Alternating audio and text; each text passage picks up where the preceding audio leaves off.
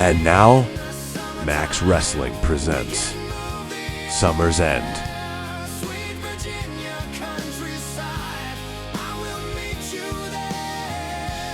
Summer is officially over and we are closing it out the best way we know how. Promos, trivia, and double predictions. Welcome to Summer's End. I am your captain, he is El Jefe, and we are joined by Cypher. And tonight we are backed into a corner by TK booking 134 matches for All Out and WWE counter-programming with WrestlePalooza. Also coming up tonight, Promo Climax runs through Summer's End for Week 4 as the reigning television champion himself, Cypher, fights Beer for one of them to stay on top of Block A. Meanwhile, in Block B, the Butcher Block, for the first time ever, Blade Rodriguez battles AT Rustlar as one of them will claim their first points in the tournament.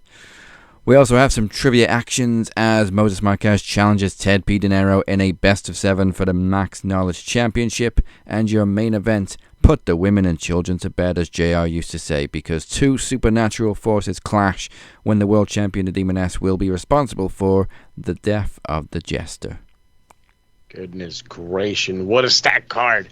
We also get the results from last week's promo climax matches between the Captain and Robert Davis and Phoenix and Rodney Slabovich. So you definitely have to stay tuned for that. And the best way to do that is make Max Wrestling your new home for all things wrestling. And all you got to do is hit that like button and smash that subscribe button. For those that prefer the old-fashioned podcast, head on over to SoundCloud, Spotify, Apple Podcasts, whatever it is you get your podcast. And, of course, for the whole bunch of links that'll get you there and the voting systems, that'll get you there, to also to Facebook as well. Head on over to Max Wrestling's beautifully done website, maxwrestlingnet.weebly.com. And, of course, make sure you are a part of the most interesting after-show, post-show there is in all of wrestling. Aftermax, the QR code is on the screen right now, hosted by our very own Flex Murdoch, a.k.a. Corey, a.k.a. Cypher, the guy right here throwing up the deuces.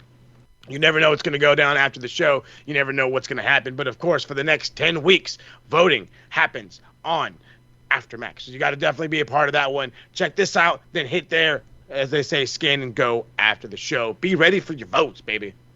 Yeah, and before we begin, let's get the results of last week's Climax bouts. We had two matches, as we just said, myself versus Robert Davis and the Phoenix versus Rodney Slabovich. Aha! So, let's do Block A first. Phoenix not only dropped a bombshell in his promo, and announced that if he doesn't win the World Championship by Promomania, he is out.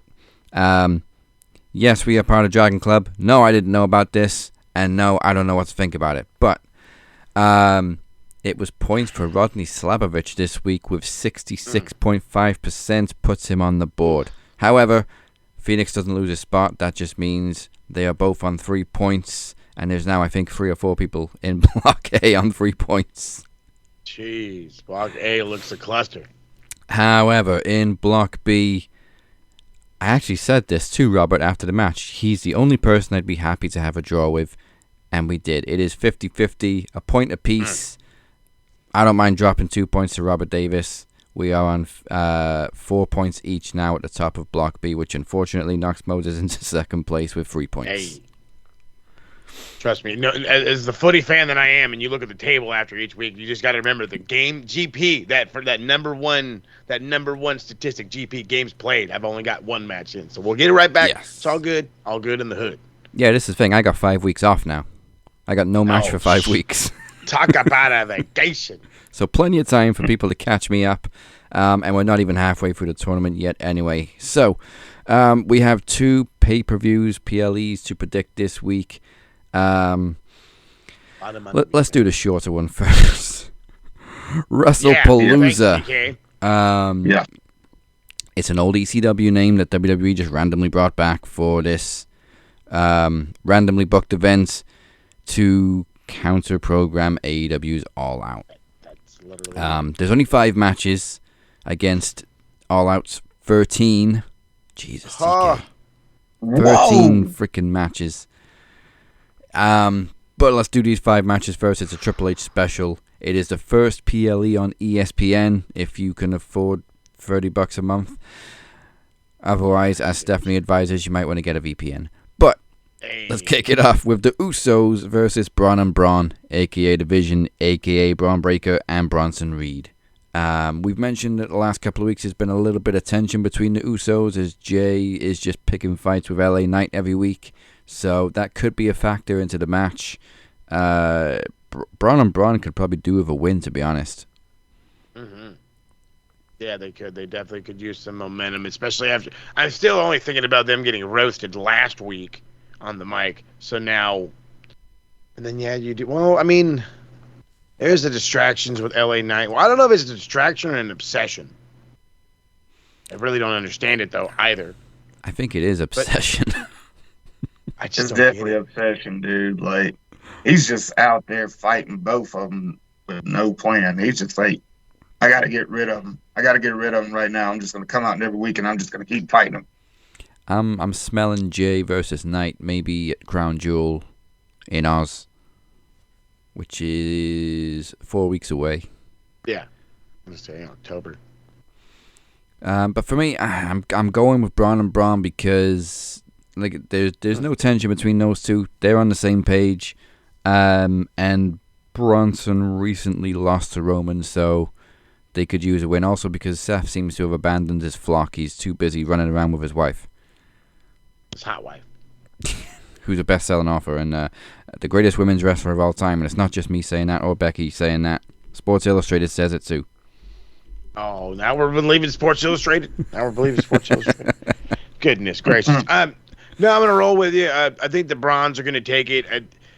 And yeah, it's going to be a little bit for the moment. Well, I don't know. They beat the shit out of Roman again. Like, it's just, I feel like they want us to, like, have some, there wants to be some sort of momentum behind the Browns. What kind of momentum? I have no fucking clue. So, fine. Get a win. And then it's Braun. We're talking about Braun Breaker. Really, you really gonna have Braun Breaker losing anything right now? Yeah. Bronson Reed, I sort of understand. No, I don't, but I sort of understand. But Braun Breaker can't be losing a damn thing. No, especially if, as we suspect, he's going to be going one-on-one with Roman when he comes back. But oh well, then yeah. Cypher, what say you? Well, Roman comes back October 6th, so they'll save that for when he comes back for that Monday Night Raw.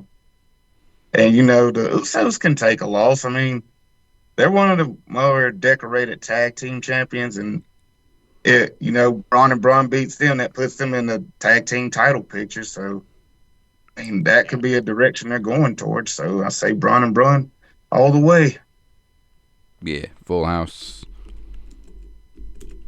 Are they somewhere special October 6th? Because, I mean, that's just in time for a Crown Jewel. I don't believe so. Anyway. Let's check it out. Well, we'll check it out. We'll move on to the next match, which is for the vacant Women's Championship as Io Sky takes on Stephanie Vaquer. Just Dallas. They're in Dallas. Oh, okay. All right, then. So, obviously, Naomi had to drop the title due to a mild case of pregnancy. And that's super mild. It feels like it's taken us around. forever to get a match to decide this freaking title. It should have happened at the last one, which was like a month ago, right? Can't even remember the name of it. Paris. Clash in Paris. Should have happened then. For some reason, they needed an extra week to book Io Sky against Stephanie Vaquer, so now we had to wait till WrestlePalooza. However, I can't. That fucking name. In the meantime, speaking of tension, we've seen a lot more tension between Io and Asuka, and poor Kyrie's just there in the middle. We've seen Io get closer to Rhea Ripley, building a bond between those two, and we've only really seen Stephanie backstage, and then she showed up on NXT. But other than that, the only factor I can throw into this is Asuka. And also that Stephanie's dad's going to be in the audience to see her wrestle for the first time. It's me, Pa. I couldn't help. Can I just first say that, like, the idea of, like, Io and Rhea is, like, a cool, like, weirdo heavy metal Japanese team just sounds fucking sick. Is there such a thing as like, K-metal? Well, she's Japanese. So it's like Baby Metal. Like, isn't that the name of the fucking that one They're like the Korean Japanese band, metal yeah. group? I love Baby Metal. There you go. The fucking, but there it is, band, baby. I like it. But anyway, beside the point. Yeah, no, we're fucking so late on doing this one. It's not even funny. I don't understand what took so long. It needs more like behind it. It has the two right ladies behind it. It's like, again, I feel like we took too long to get here. It doesn't have the enthusiasm and the luster it should. There's focus elsewhere. Mm-hmm. And I think we're already setting up for Stephanie to win if her dad's going to be there. Yeah. You know what I mean? Yeah. And again, if you've got Io who's already over as all hell, and then you're going to make her fucking best friend Rhea Ripley, you really don't need a belt. Because that's going to immediately just have tension, and you don't want the tension. You want them to be best friends. No, and I can smell Asuka costing Io the title, Rhea coming down, and then we get a tag match in Australia for Rhea. Because it seems like she hasn't wrestled for a long time either, apart from at NXT. When you watch Raw, she's always backstage. With all the bullshit that we happen all fucking day long, and she can't be in the ring. Yeah, I haven't seen Rhea compete on Raw in a long, long time. She's just been in backstage segments, but then she shows up at NXT last week, and then she competes at Homecoming in the 6-woman tag. But I don't know why they won't put her in the ring on Raw. She just shows up in these very memorable outfits every week backstage. Yeah, very memorable. That's all it is. They're giving her the Trish move. Ooh, yeah. Ooh, yeah. Show up, look hot. All right, that's enough for today. Just don't do what Vince made you do. Oh, God. No, let's not go We there. don't need to see that. I mean, some people might enjoy it, but... are we all going for Stephanie Vacker to get the win, put her on the map? Because I don't know if the plan was for her to beat Naomi. I doubt it. But she seems like the best option right now. No, I think... But now I love that you brought that up, because that's something cool we could spin off of really quick, is if Naomi was around, First off, would the build have been better? Secondly, would this actually have gone down at Clash of Paris like as we all thought it would have? And would it be a clean loss for Stephanie Vacker, or would somebody have gotten involved? That's the one thing I'm a little curious about. I don't think you would want to have beat her clean in that instance. But then again, if you've got the heel Naomi, you could cheat to win. You could pull the tights. You can use the ropes. I would say low blow, but that, I love that the women sell it just as, as like the men would, but it's not going to work in this instance. No, just watch Mr. Deeds when he kicks her in between the legs and she goes, I ain't got nothing there, you idiot. Oh, God, I love that movie. Love Mr. Deeds. All right, Cody came back on SmackDown and he did. Pretty much just gave Drew a title match for putting him on the shelf. He's looking pretty jacked, too. Obviously, Cody had time off to shoot for Street Fighter. And now Roman's off for the same reason. But now we got this. Cody Rhodes versus Drew McIntyre for the WWE title. As off topic as this is, they are doing so much for this fucking Street Fighter movie. It's either going to be amazing or it's going to be amazingly bad. I mean, I'm on the fence with the original movie because it was so bad it's good. But Raul Julia was amazing. Jean-Claude Van Damme was Jean-Claude Van Damme. He was the greatest American we've ever had. He really is. French-Canadian. But I honestly think, what's his name? With the mohawk. Oh, God. It's a Zell. It's Kyle. No, that's not Kyle. Who had the mohawk? You talking about Zangief? Zangief. Yeah, the big fucking Russian dude. He stole the whole freaking show. Yeah, he did. When they're looking on the camera and they see the fucking tank coming down, quick, change the channel. I love this. E Honda make the whole fucking van move around. We're on a whole tyrant. I love this thing. We got carried away by Street Fighter. Love it. But I got to go for Cody. I don't really see any reason for him to drop the title.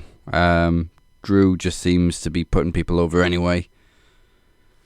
Yeah, that's what I was leaning at myself. I don't want to say it's like he doesn't have momentum or he doesn't garner attention. It's like either he's your guy or he's not your guy.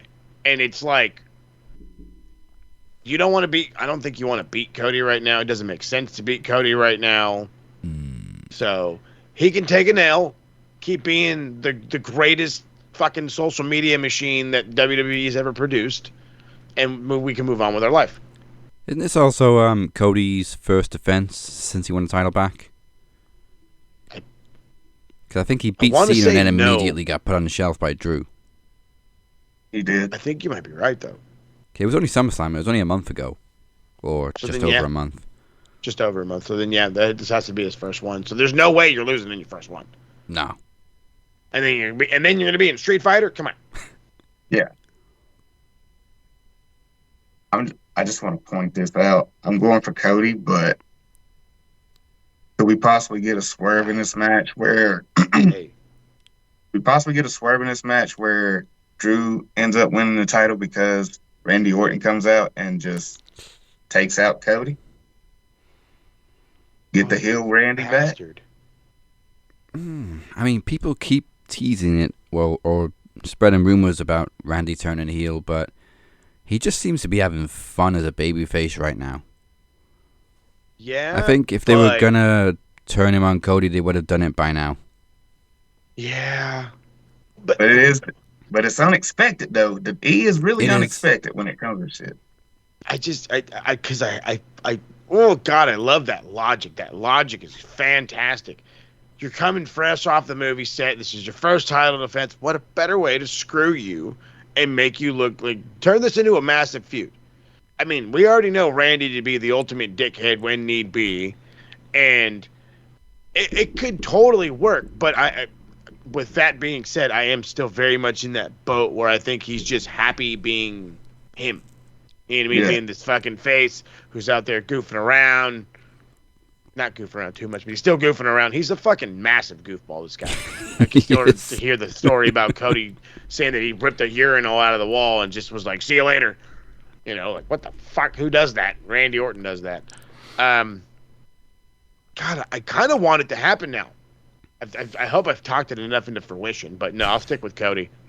Yeah, I'm sticking with Cody, but it's just a thought I had, and I was like, dude, what if Randy just screws him right there and just out of nowhere and Drew 1, 2, 3? We'll not make it a ballsy prediction. We'll make it a shadow prediction. There it is. Yeah, I love that. I like that. Okay, first match in over 10 years for AJ Lee. Her last match was March 2015, which was a whole 14 months after Punk left. I don't remember her sticking around that long, but yeah. Same. She's been great. Loved the couple face off on Raw. They brought her neck into question, which I didn't even think about, to be honest, because she just looks like she's in such great shape. Injuries. No, I mean, I really don't remember her having a neck injury or taking time off or anything like that. But it's been 10 years. We're getting old. But anyway, hey. AJ's back. You ain't wrong. There's it honestly could go either way though. But CM Punk and AJ Lee, I think they're teaming together for the second time. I remember them back in the day against Kane and somebody. Yeah. I was gonna say, I think they've had one. I know they've had the one for sure. With who was it? Kane and who? Was it against Daniel Bryan? Because I know, like, or was it Team Hell No was a thing. Was it Daniel then. Bryan and Bree? Or Daniel and somebody? It was Daniel and oh my God. I remember Punk and AJ weren't a couple then, and AJ just leapt onto Kane and then planted a kiss on him, and Punk's just like, what the fuck? Yeah, right. But back in those days, AJ went around kissing everybody. Yeah, she did. Punk and AJ versus Becky Lynch and Seth Rollins. Now, it makes sense. You're really not going to beat her. No, it makes sense for AJ to win her first match in 10 years. But at the same time, there could be some chicanery from Becky and Seth. They obviously mentioned AJ's neck for a reason. Maybe it was just to plant that doubt in our heads when obviously she's going to win anyway. But right? I think I'm gonna play it safe and go Punk and AJ. You're just as fucking bad as this guy over here. You're making my brain do this thing called working, and it just starts making me think because again they're playing they're playing the assholes. Seth and Becky, they're the assholes. You know what I mean? They're the bad guys. I have to sounds better. The Team Rocket. But yeah, there you go. Wow, Team Rocket. I love as much as like it's writings on the wall. You really can't beat AJ in her first thing back. It's the couples are together. The blah blah blah blah blah blah blah. But what else are we doing with Seth? What else are we doing with Punk? What else are we doing with Becky?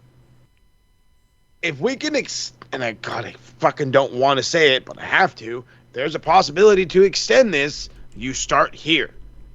And the way to start is by having the heels be exactly what I was quoting them as. Assholes. You have them cheat to win. You have an instance where, AJ is getting pinned or whatever, and then you have, Punk took out, Seth took out Punk or whatever prior to it. You know what I mean? And AJ's so damn shocked that she gets hit with a move or whatever. And so, you know what I mean? Just simple distractions, chicanery, overall bullshit.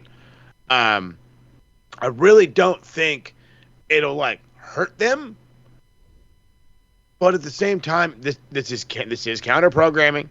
There's no real reason for this fucking entire show. This is the second most important match on this show, if not in some people's eyes the most important match, because they give a shit about Brock Lesnar. Because of that, I gotta stay safe. But again, this is another one of those where if you did the swerve on me, I ain't too mad. Because again, I don't see what you're doing with anybody else in this fucking match. None of them have anything worth a damn. You can absolutely keep this going. And then again, if they're going to go to Saudi in October, there you go. I don't think they're going to Saudi till the Rumble now, actually. Oh, shit. Well, then. Because Crown Jewel's in Australia for this year. Hey. I can see a rematch between Punk and Seth, obviously, as the end game of this feud, but there's got to be a match between AJ and Becky at some point, too. Just one-on-one. But Intercontinental. Yeah, for the IC title. Maybe that's what goes down, because every time I hear Crown Jewel, I immediately think Saudi. I forget it's in fucking Aussie. Maybe it's an Aussie country this time. Maybe they'll use that as a one-on-one. You know what I mean? Oh, you screwed me over. I got to get my payback. And then, hell, you can even roll this over where you can make have a rematch at, well, the next big one would be the Rumble, right? We got Survivor Series. Oh, that's right. Yeah, I keep fucking forgetting about Survivor Series. It's going to be here in my goddamn town. For crying out loud, I keep forgetting about it. I don't know if there's anything in December, but we definitely got Survivor Series and then the Rumble. That's it. I'm sure they skipped December last year with a PLE. Yeah, no, you're going to have AJ pin Becky, and Becky's going to face off in either Australia, or they're going to save it for November for San Diego.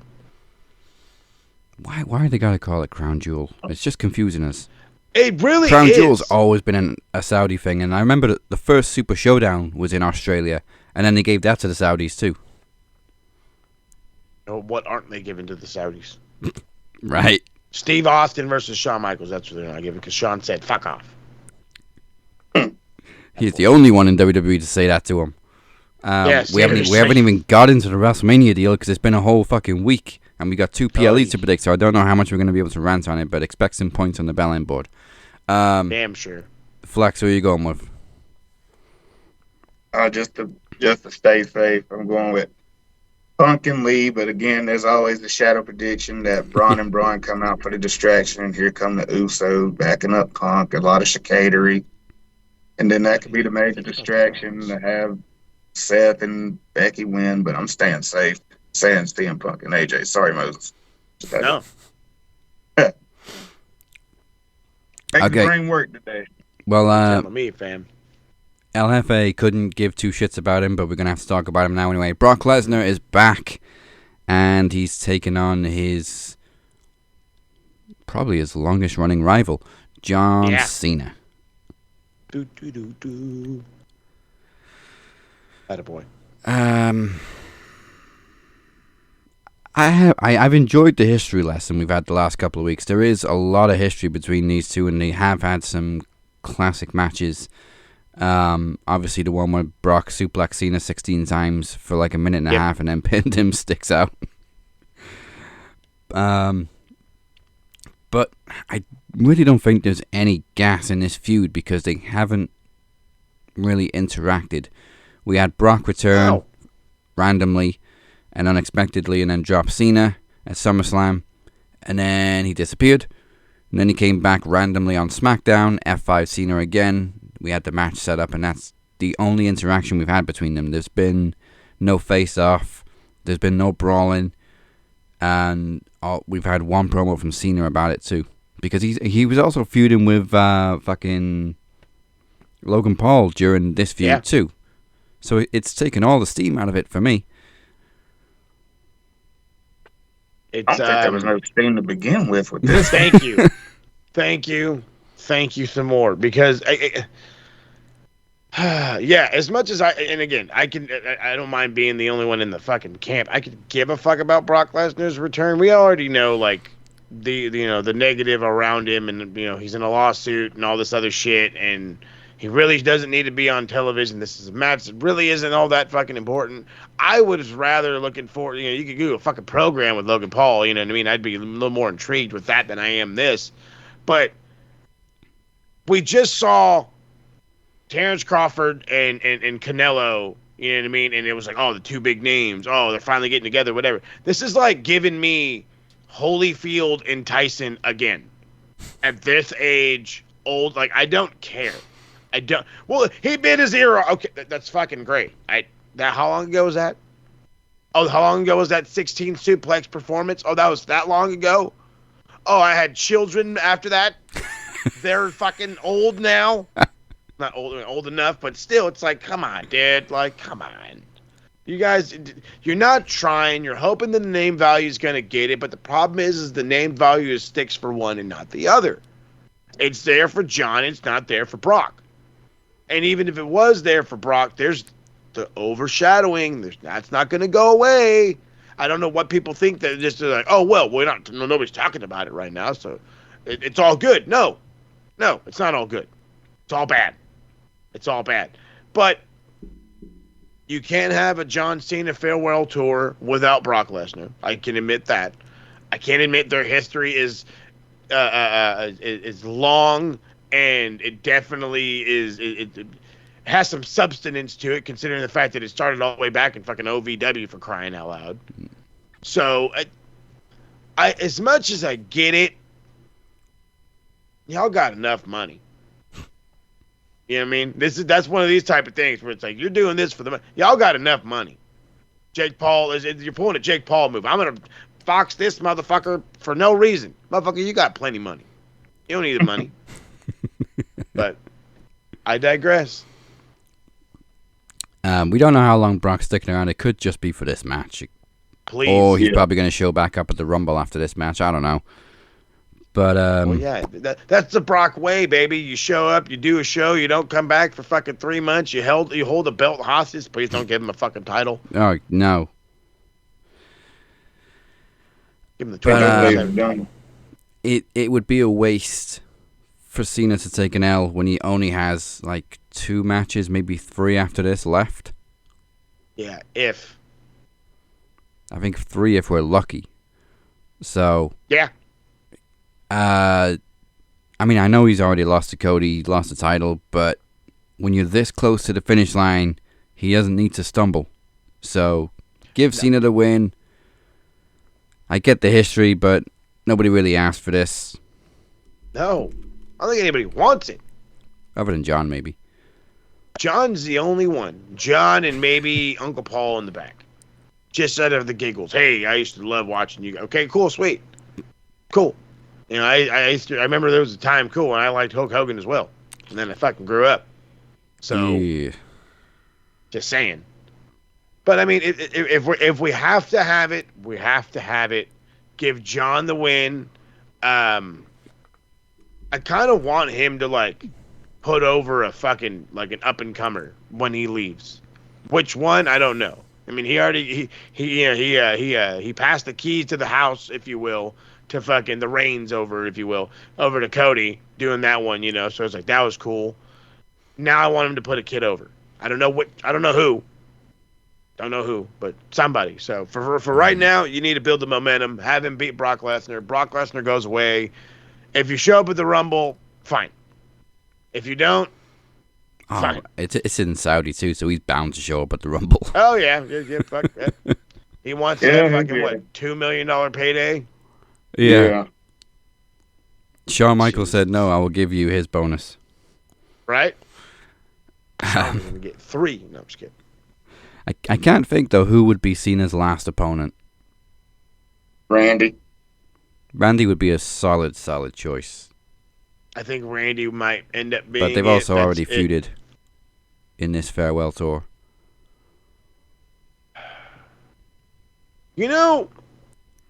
I've got one inkling, name that keeps popping up because the idea of him returning, even though I'm pretty sure he's still under AEW contract, returning into the E has been coming in more and more and more and more. I kind of want Jericho to, show up and beat him. Ooh. If there's not a kid he can put over, if there's not I would say Braun. Well, yeah, no, why not put over Braun Breaker? Have Braun Breaker destroy you like fucking Brock did. You know what I mean? That'd make him something, but maybe not as much as I think. But I don't know. I just like the idea. Maybe that's the nostalgia in me. The taking it back to the 2000s, if you will. The fucking, you know what I mean? That'd be pretty cool. See Chris show up, but I doubt it. Yeah. Well, What about? Go ahead. What about Montez? Montez Ford?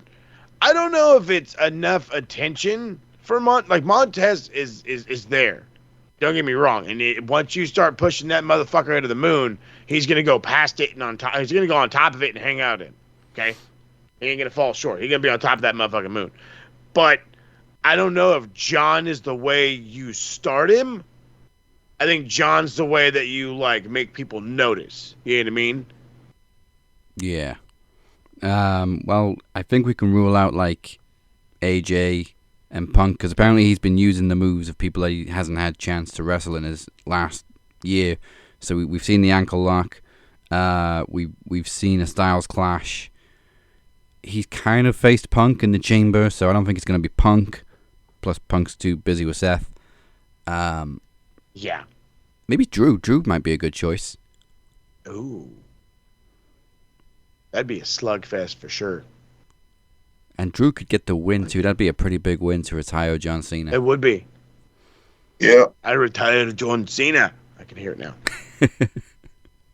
I told you that I am the future of WWE, but you didn't believe me. And I said I would do what exactly I'm going to do, and I'm going to kick John Cena in the head. Love it. Love it. Very nice. We're all Scottish. So once again, I think we've got all the same predictions for WWE PLE. Again, it's counter programming. It's easy, predictable, nonsensory, and the only match they're trying to build off of is Brock and Cena. Well, I'm punking fine. The couples match. Oh yeah, that's too. True. That's why I say that one's the fucking. To me, that's the biggest match there is. Yeah, I'm probably more invested in that match than any other on the show. But, well, I'll be happy to see Stephanie get a women's title too. But other than that, yes, it is what it is. All right, then is one PLE down. We have an extra long extended pay-per-view to predict it a little bit later on. But first, it is promo climax time. Neither of these two have picked up points yet, so they both have something to prove. For the first time ever, it is AT Rustlar representing the CWO versus Blade Rodriguez representing the new Brothers of Max Destruction. Cut him deep, big dog.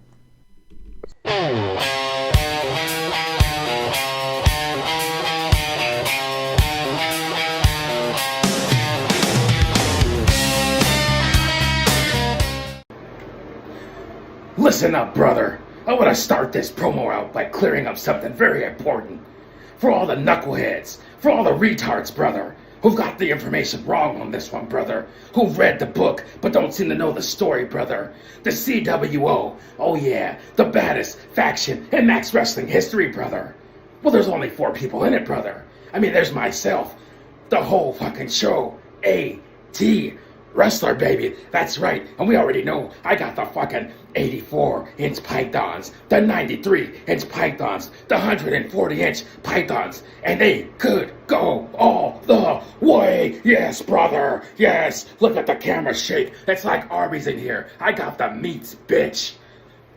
The other members of the group are Tedd P Dinero. He's your knowledge champion, brother. Nobody's got the brains. Nobody's got the charisma. Nobody's got the facts like Tedd P Dinero, brother. He can't be defeated. If you don't understand what I'm talking about, then it's not for you to know, brother. And then there's the stat man, brother. He's got all the numbers. He's got it all figured out. He's got the calculations for exactly how to whoop anybody's ass, brother. And then, of course, there's your Max World Champion, brother. And that's the Demoness. Oh, and is she out here taking souls? And she hears people talking shit, and she sees that people are throwing rocks at the throne, and she understands that low-life individuals like Brew Capone, brother, when I tug on Superman's cape, soon enough he'll have his face smacked in, brother, that's right. But that's it, just 4 members, brother. So what's all this nonsense I hear? What is all this bullshit that I hear? Why does anybody think that some fat man in a black fucking hat who thinks that he's running a graduation every week is a part of the CWO, brother? Rodney Slabovich, the fake professor, brother, who has taught nobody anything except for the fact that he gives bad advice to men who were once great, is not a part of the CWO, brother. So let's stop all the bullshit. Let's dispel all the rumors.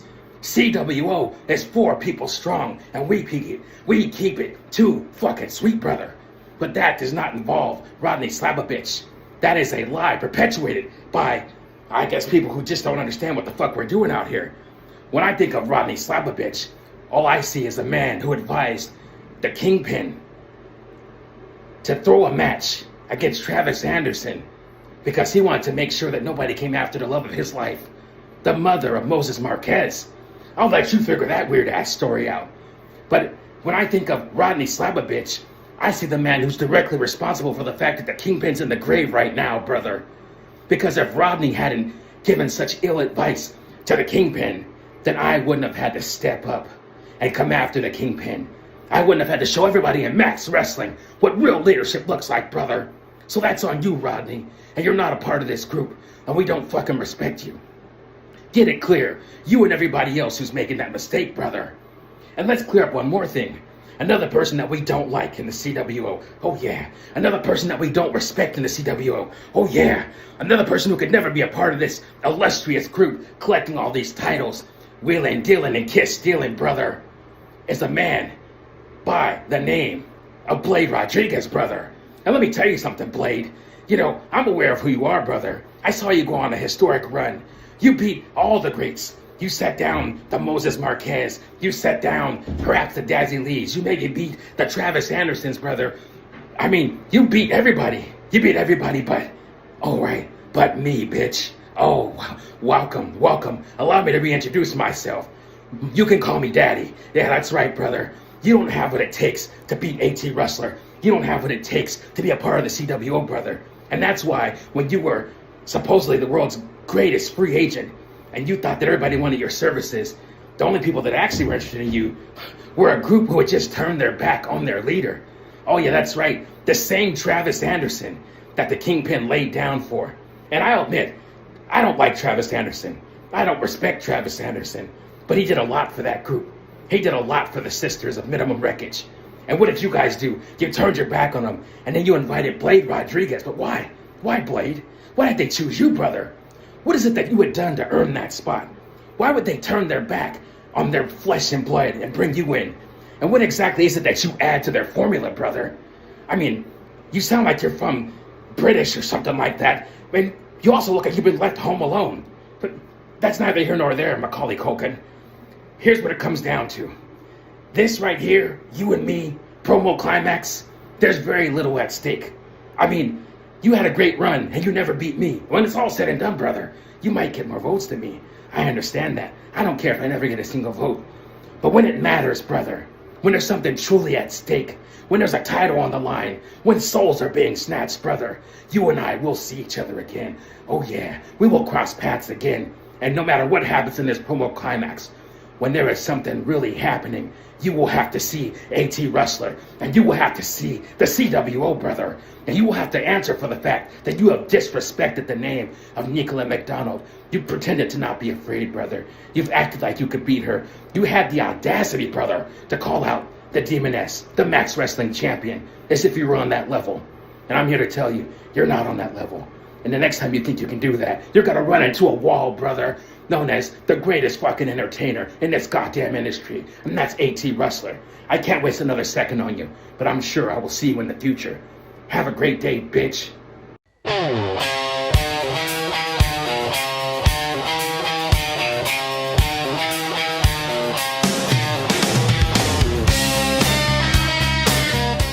What's up, everybody, with Max Wrestling? This is your boy, Blade Rodriguez. It has come to my attention that for this tournament, I'm facing someone I've never heard of before. This is interesting. As you see, this isn't the normal, general, I don't know what you call it, takedown of an opponent where I have a little bit of, like, how can I say it, knowledge beforehand. I don't even know who this AT Rustlar contender is, other than the fact that he's Flex Murdoch from Wish, Timu, Sheen. Hell, I don't know. All I know is off-brand. I mean, I'm stating this as a fact, just to put this out there so there's no speculation. Did not go that route based on certain attributes, but he just has some copycat aura, if you know what I mean. Like, Mr. Rustler, how you gonna state claim that you have a name for yourself when you don't even know what your own name is? I mean, who are you, sir? AT? What, did you forget Mr. T, so you can't be AT&T Rustler? Is that what it is? I mean, you ain't no Mr. T either. Because, you know, I pity the fool who thinks they can step up against me in the ring. Because you're nothing. At least my former opponents, I'll say, have, I don't know, even if it's as slimy as people that I don't want to name, but yet I have it clear in my mind, I'll give nicknames like, you know, Rumpelstiltskin and Emo Girl. At least they have name recognition and credibility. What do you have? A voice that you don't even know how to use? Body language that you don't even understand? Both verbal and nonverbal? I would say get to the back of the line, but I'm like, sir, no, step out of line and fall back into line, into your place, a way where no one can see you, like a spare puzzle on a kid's shelf in the room that they open from their grandparents or from an estranged relative and then never pick up again. Because we ain't picking you up for nothing, sir. We ain't picking you up for clout, recognition, success. I would normally say that there are people who stand in my way who are stepping stones when you're not even a pebble. You are gravel at best, sand at best, and not Nazareth sand either. So you don't even have any great attributes. But come at me with all you want. Have a great day. But you ain't even worth my 4-minute to 5-minute promo. Get out of here. Right, we've had our first slice of promo action this week, and now let's delve into some trivia. Obviously, Teddy P is not with us, but the challenger is. So, instead of playing you the same questions again and again, I'm going to ask the questions to Mo and then give you Teddy's answer afterwards. So, let's get the questions up. It is best of 7. There's no time limit, so really all you got to do is give me the right answer. Gotcha. Alright, and I think the first two are pretty simple to start us out with. We'll see. Hey, I like simple. Okay. Question 1 of 7. I'm waiting for the lights and the music. Nice. AJ Styles is the second person to lead which long-running faction? The Bullet Club. Yeah, of course it is. I said it was an easy one to start with. Yeah, it was. Talk about a lob. Yeah, well, let's settle things in nice and easy. There it is. Alright, questions. Oh, wait, fucking questions disappeared. I love when that happens, too. Question 2. Wait, no, that's not the questions either. What are you doing to me? Ruining me. I'm just seeing numbers, and those aren't the questions. Those ain't the numbers that I want. Come on, stat man. Stat man's mess. All right, question 2. Stone Cold Steve Austin won the King of the Ring in what year? Oh my God! Don't fuck this up. 96. It is 96. Yes, 2 for 2. Oh, and I just remembered I haven't given you Teddy's answers. Teddy. I assume he got the first question right. I would hope so. Yes, he said Bullet Club, and he also said 96, so it's 2-2. Question 3. Okay. Who did Kazuchika Okada defeat for his first IWGP Heavyweight title in 2012? 2012. Shout out to Amir. If I'm not mistaken, and I'm hoping I'm not, because I don't really remember anybody else being on top of the company of New Japan prior to like 2009. It's got to be the ace, Hiroshi Tanahashi. Safe bet. It is Hiroshi Tanahashi. Classic rivalry, as old as time. Know it. Yes, And it is. Teddy also says Tanahashi. Tanahashi. Love it. Okay, it is 3-3. Question 4. Who was the first person to win the WWE Championship on an episode of Raw?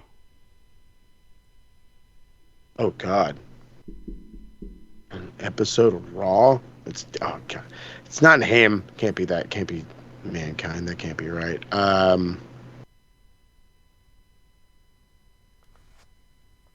Fucking episode of Raw. My brain is going back. But not, I don't think it needs to go too far back. I think we're like Attitude-ish era. I don't think it's the character era. I forget what the fuck they call that.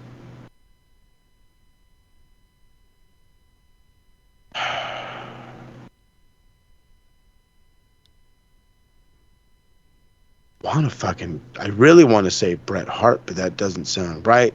I don't think Vader actually won the world championship, so that can't be right. I know Mankind did it, but I don't think he was the first. Oh, God. Okay. The problem is he's the only one I'm thinking of. He's the only one I'm thinking of. And that happened in like 97.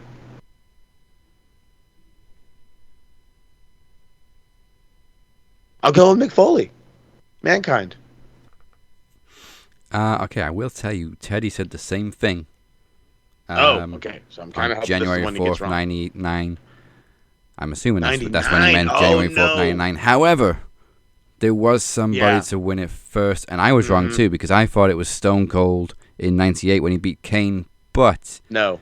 Psycho Sid was the first Yes. one. He beat Brett, actually, on Raw That's what it was. in 97. Ah. No. See, I kept thinking to myself, I was like, Brett was involved in a match with somebody, and that was the way that they got the belt off of Brett, so not Stone Cold, so the Undertaker can beat Psycho Sid. Yeah, it was the night after Brett won it, actually. Bing, bing, bow. That's right, because Brett screwed Brett. All right, so the scores stay the same. It is 3-3. I like it. Okay. Teddy gave you a little bit of a leeway there, but that was a tricky one. All right, Hey. question 5. Chris Jericho versus Kenny Omega was the main event of which 2019 AEW pay-per-view? Oh, fuck. My brain went right to Wrestle Kingdom. Right to Wrestle Kingdom it did. Kenny Omega and Jericho 2019. I don't think we had Forbidden Door yet. I want to go straight with all. See, now all out or all in? Fuck. Okay. What about Revolution? Revolution. Fuck. What other goddamn shows are there? In 2019, there wasn't that many. That's what I'm getting stuck off. I was like, it's back when they maybe had 3 shows, 4 shows in the whole year. And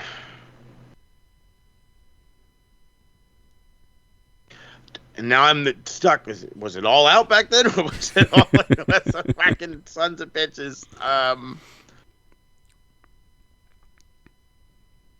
Oh God.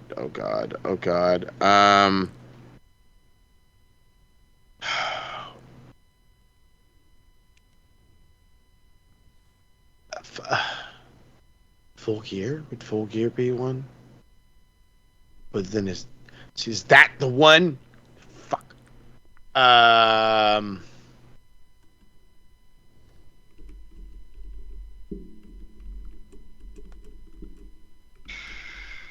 I don't want to say that. Revolution. All right. They did wrestle at Evolution. Wait, no, that wasn't at Revolution. That was Omega and Mox in the barbed wire death match. Jericho and Omega at 2019 was actually the first AEW pay-per-view main event at Double or Nothing. Double or Nothing. Oh, I knew. I fucking forgot. That's their biggest show. Which obviously Jericho won and then went on to face Hangman for the first title. Yep, because I was like, no, All Out's Hangman. Got it. However, Teddy takes the lead. He did say Double or Nothing. So it's 4-3. We got 2 questions left. It's all good. And this one is this one's also about Kenny Omega. Hey, love Kenny. Kenny Omega was the first AEW wrestler to hold 2 world championships at the same time. Which title was he holding when he won the AEW world title in 2020? Oh no.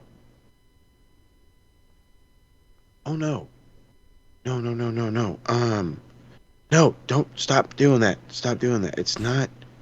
Is it TNA? No, he won TNA after. Right? Fuck.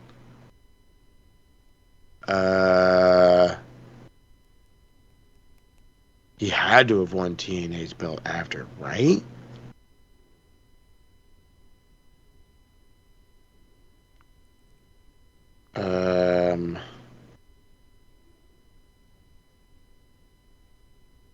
That's the only other fucking belt I've thought of.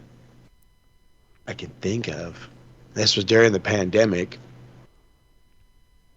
That was the only way they were getting fucking anybody in the buildings.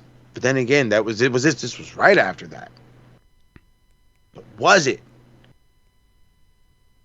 I will elaborate a little bit. He won the AEW World title in December 2020. December 2020. Okay. Excuse me. Fucking. Because he had already signed from New Japan by then, right? There's no fucking. I really can't think of any other title, so I have to stick with fucking the Impact World Championship. I can't think of any other title. Hold on, give me one more fucking half a second here, because I'm the immediate thing that comes to my brain is the whole belt collector thing. I don't remember him, because it was like 3. I think he stopped at 3. I don't think Ring of Honor was back by then. And I know he wasn't PWG champion. The fucking AAA Mega Championship. You were right. He did win the TNA title afterwards, but he was already holding the AAA Mega title when he won the TNA. And he did hold all 3. Let's go, baby. Let's go. All right, it's 4-4. Take a tapper. Now, I'm going to have to take Teddy's first answer. He said the TNA World title, also the Triple H Mega title. Mm-hmm. But you did say TNA first, so we'll keep it at 4-4, which means the next point wins, or we're going to have a tie. Final question. Who made their AEW debut immediately after the All Out 2021 main event?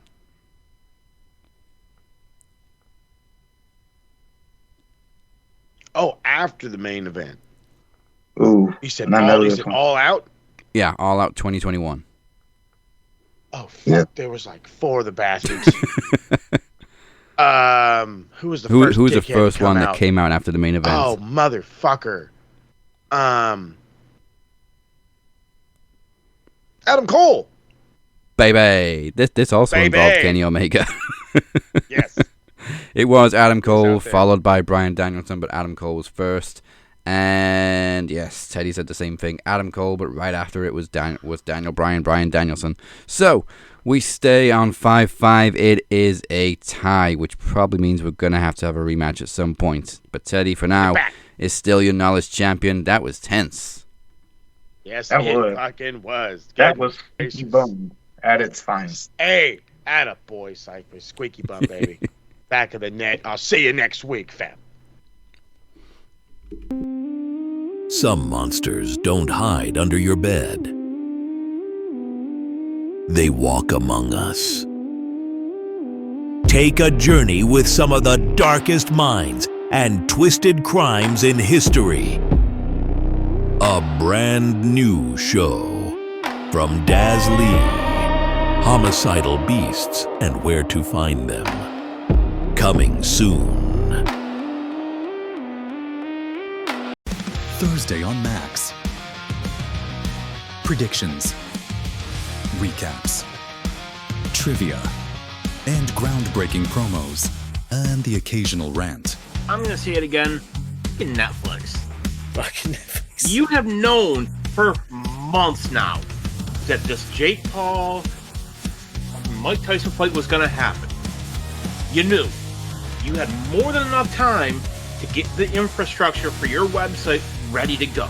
Join us on the Max Wrestling Podcast every Thursday.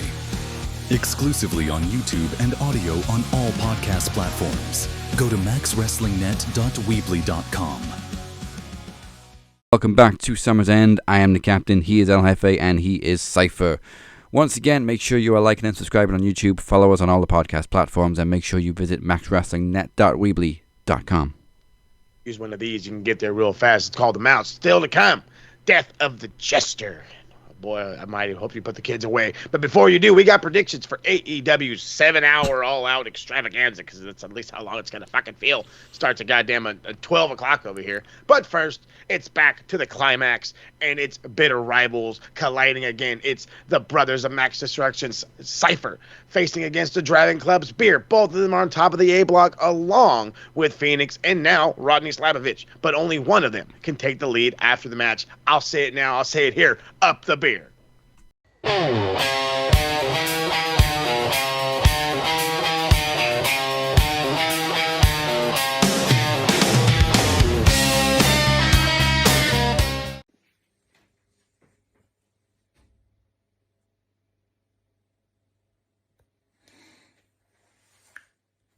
One down. Couple more to go. Couple more little bums to beat. And I will once again become a champion in this glorious brand that we're all a part of. Rodney Slamovich, you were a worthy opponent. But maybe call yourself a professor. Maybe I should become the professor. Knowing I gave you a teachable moment. And that brings me now to Flex Murdoch, Cypher the Prophet, Corey.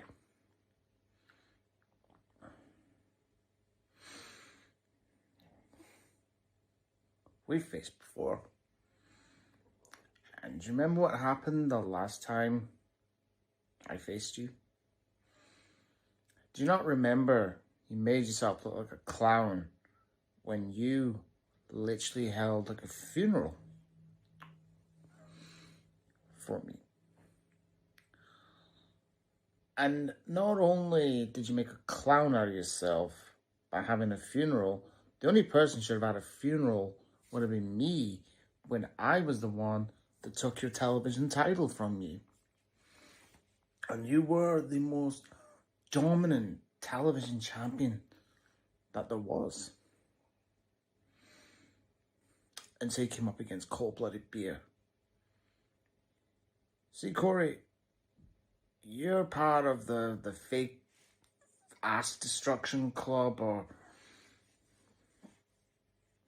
but me, Captain and Phoenix, we're the shield of Max Wrestling. We are the three most dominant guys in the history of this brand. But you know, I'm not going to hold no funeral. I'm not going to hold any funeral. Because when I win this competition, I know that I got bigger plans for the future. I watched Aftermax. Demoness. I got your attention. And you told me that that championship match is on. You name the you name the time, you name the place. I don't care whether it's in the dark, whether it's in broad daylight. I will be there. And I am bringing back the Max Wrestling World Championship to myself. Not only just for me, it's going to be for the Dragon Club. Because the healing process is now underway. We didn't have a chance at any sort of championships when I lost to the Travesty. And I put my brothers, any hope of them winning the World Championship on the line, and that was my mistake. I put a lot of expectations on my shoulders, and that is the worst thing I ever did. But you changed that, Demoness. So I'm grateful for that. But that brings me back to Corey. You know what? We're going to do this. We are gathered here walking down this aisle to pay our tribute to Cypher the Prophet, who today we lost after getting his ass whipped by cold-blooded beer.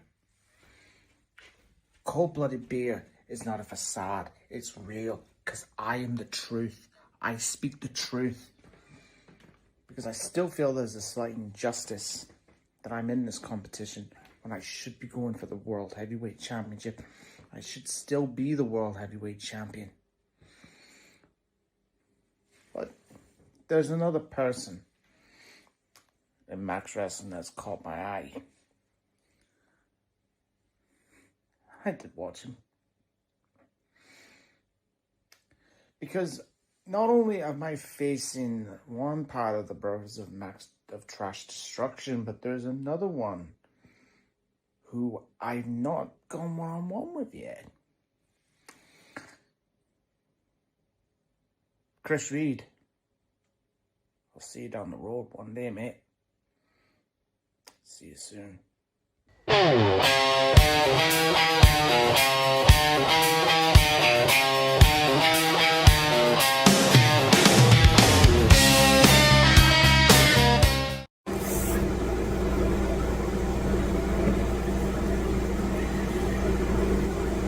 One year ago today, a devastating hurricane by the name of Helene wreaked absolute carnage throughout the East Coast, especially here in the great state of North Carolina.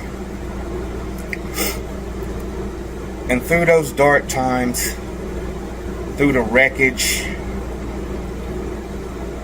through the debris, throughout all the devastation,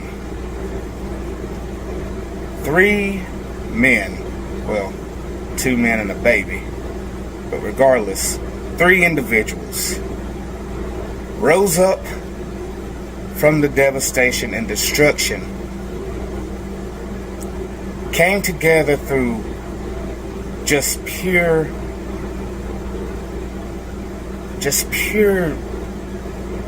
agony and defeat.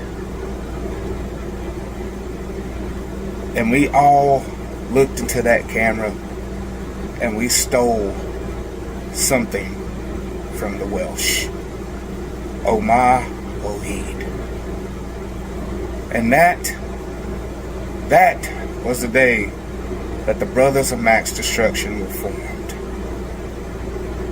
And through the year, we have ran roughshod through the Max division. Some of us willingly, and others with other intent. And as you see here now, we got rid of that dead weight, and we're not so minimum anymore. We're a force to be reckoned with. So just like Helene, we are going to show Max that same treatment. But before I get off topic,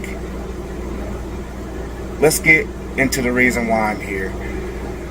The Pioneer Jonathan Beer. Well, bruv. Seems that you and me, we have a little promo climax action today. And I gotta say, Beer, I'm not impressed. I don't like this new Johnny Beverage gimmick you got going on. I don't like this Jameson, watered down Jameson version of you. Now, make no mistake, Beer, you're a fierce competitor. You're a pioneer. You held the world championship longer than anyone ever has. But like a child who has his toy taken away, you want it back.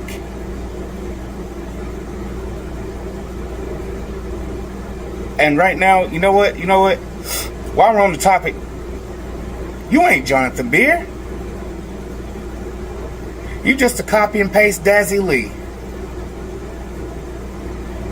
Both wanting something that you want back so much. I want my baby back. I want my baby back. Like you gave birth to these titles.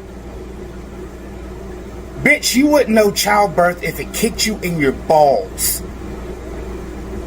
It's sickening. I mean, look what's happening to Phoenix. I give Phoenix his flowers. I do. But the Phoenix is no more the Phoenix. He's more like... he's just a bird now. A flightless bird. He's lost his fire. He's lost his edge. He's quitting because he's not getting what he wants. Where have I seen that before? Oh, he's like the Batista of the Dragon Club.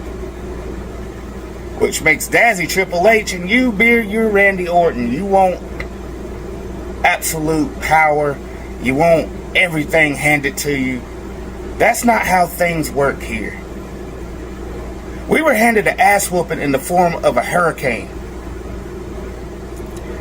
And I'm here today to hand deliver you that ass whooping in the form of a promo, which you're not going to walk away from.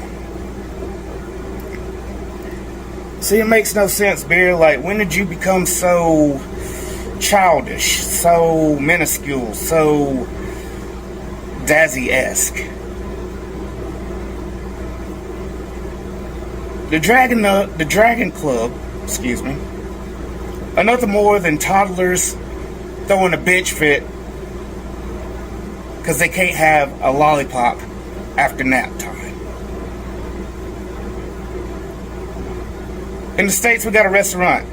It's called Burger King. Their slogan is "Have it your way." But in reality, this ain't Burger King, bitch. You're not gonna get your way because you feel like you need to jump to the front of the line and challenge the Demoness. Nah. Nope. Not on my watch. I laid out a perfectly good challenge. Promo Series 10, you and me. First contenders match for the world title. But then I thought about it. Because a lot of people forgot that you, Beer, are the Iron Bank champion. Beer! You got a fucking briefcase with the world title basically right there.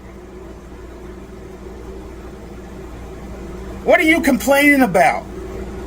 Like, come on, bruv. Let's be real, you got the Iron Bank.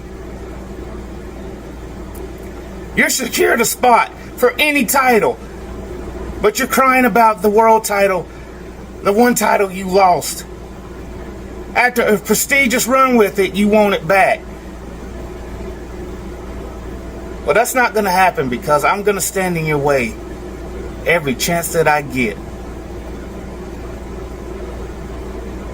Contrary to popular belief, Beer, the world title wasn't never in the plan to begin with. But see, the plan has always been for the Brothers of Max Destruction is show up, destroy everything, beat your ass, and leave.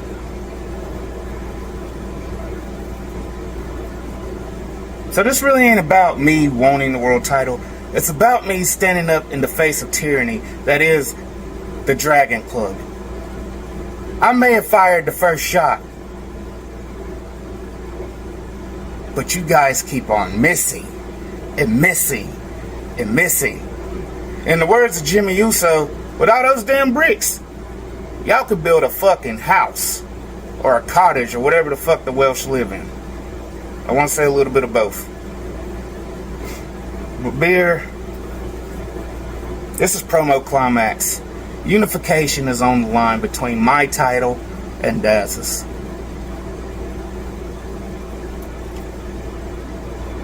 You can cash in on anything you want. Hell, if Moses is successful in beating Teddy, then maybe the Dragon Club has a little bit of hope of getting the Knowledge title back.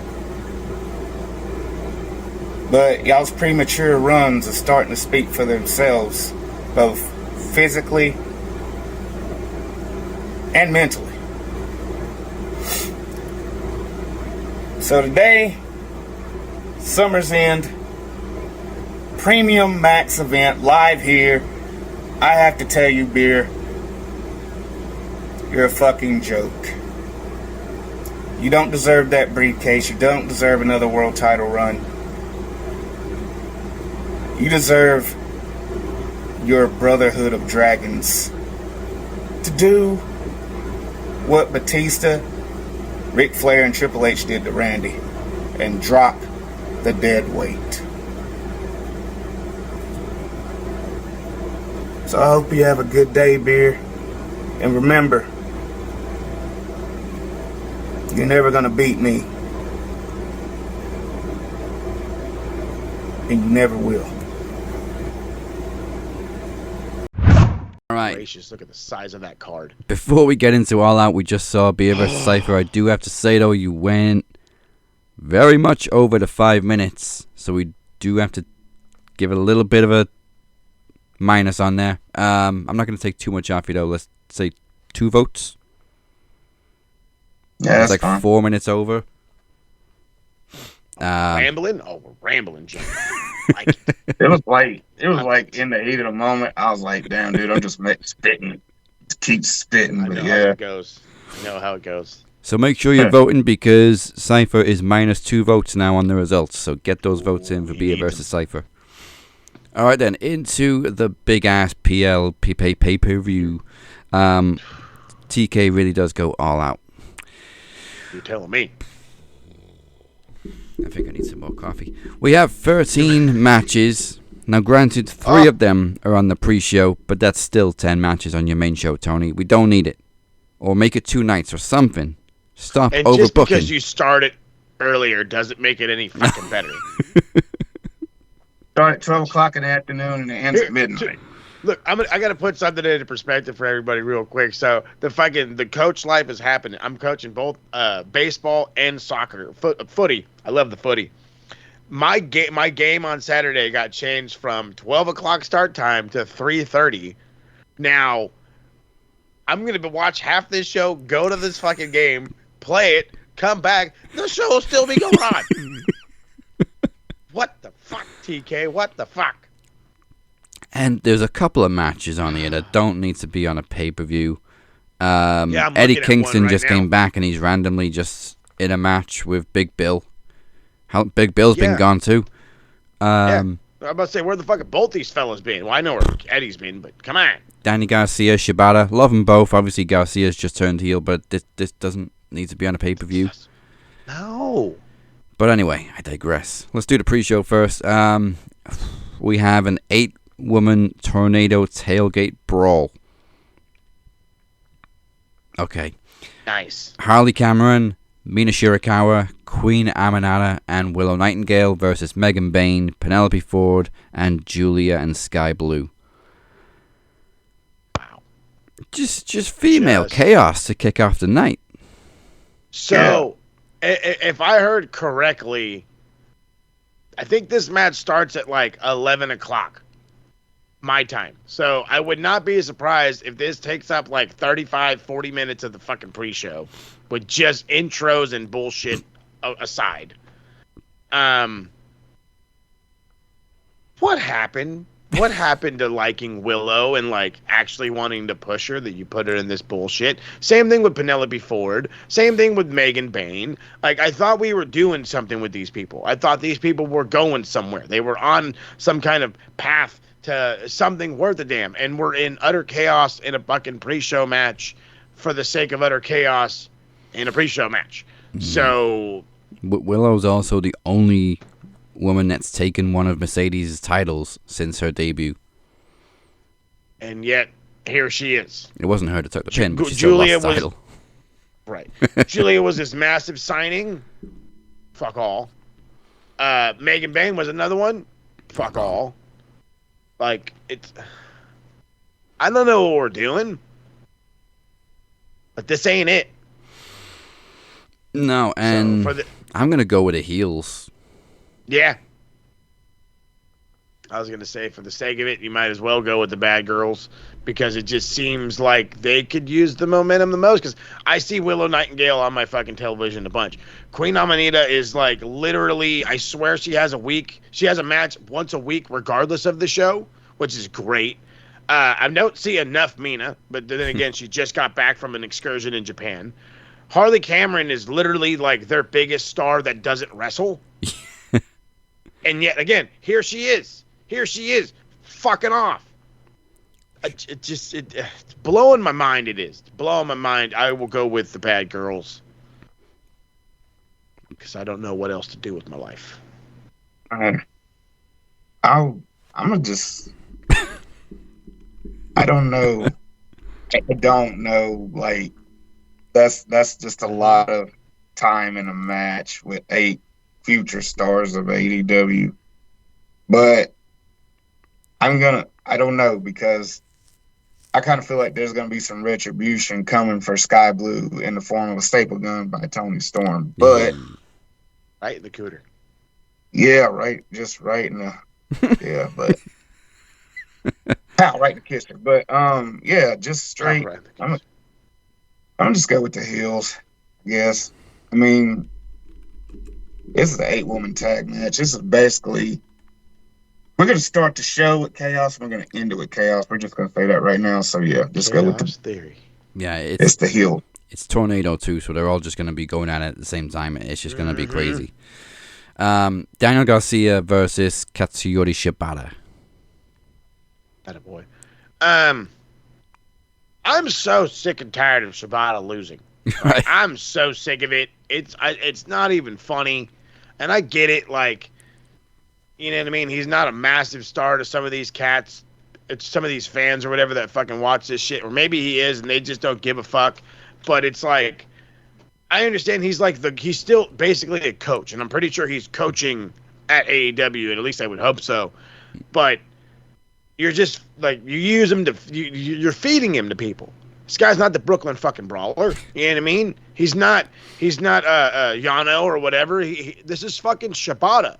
This is the guy that literally was a match away from derailing what could have been the Great Okada's run. Like, that run could have went nowhere because Shibata had that much more momentum before the headbutt. Like that, I don't think people have ever taken that truly into context, and maybe that might get me some heat. I really don't give a fuck, because the reality was that momentum was high. No, I mean it. I really do. If you go back and you watch that match, the momentum, the love, the appreciation, just the fucking overall backing from the fans that Shibata had trumped anything that we saw of Okada after the fact. I mean, again, and Okada's a fucking god to them right now, or was. Maybe still is in a way, but Shibata during that time was a little bit better, and now he's getting fed to, I want to be a bad guy, Daniel Garcia, who I thought was already a bad guy, and then I found out that he wasn't a bad guy, and then he's at strip clubs doing bad guy stuff, but that's beside the point. You have to give it to Daniel Garcia because he's fucking the new member of the whatever, but and TK, I know you don't listen to me because you don't do shit about fucking Fulham, but listen to me on this shit. Have Shibata beat his fucking ass. Have Shibata beat his fucking ass. And are you ready for this? Because I'm about to fucking help you make a fucking star. Have Marina Shafir be the one to beat up Shibata for him to get the win. You're welcome. I just helped fucking Marina. I just fucking helped you make fucking people either hate or love Daniel Garcia for what he's fucking doing, and you're gonna make Shibata actually look competent, which you fucking should have been doing for the last year and a half. Yeah, I don't think Smalls. Shibata's had like any real big win at all in AEW. No, and I'm telling you, it's driving me up the fucking wall. Need to put Shibata with like somebody. Well, he's a part of the Ops, and that's great. And they're the Trios champions, and that's great. But at the end of the day, that's like if they took John Cena and made him an Uso, and then they won the fucking random 6-man belts and then did fuck all. That's what it would mean. Or here, better to put it, he's in the Vision. Instead of Braun, it's Braun and John. Oh, God, that sounds awesome. Braun and John.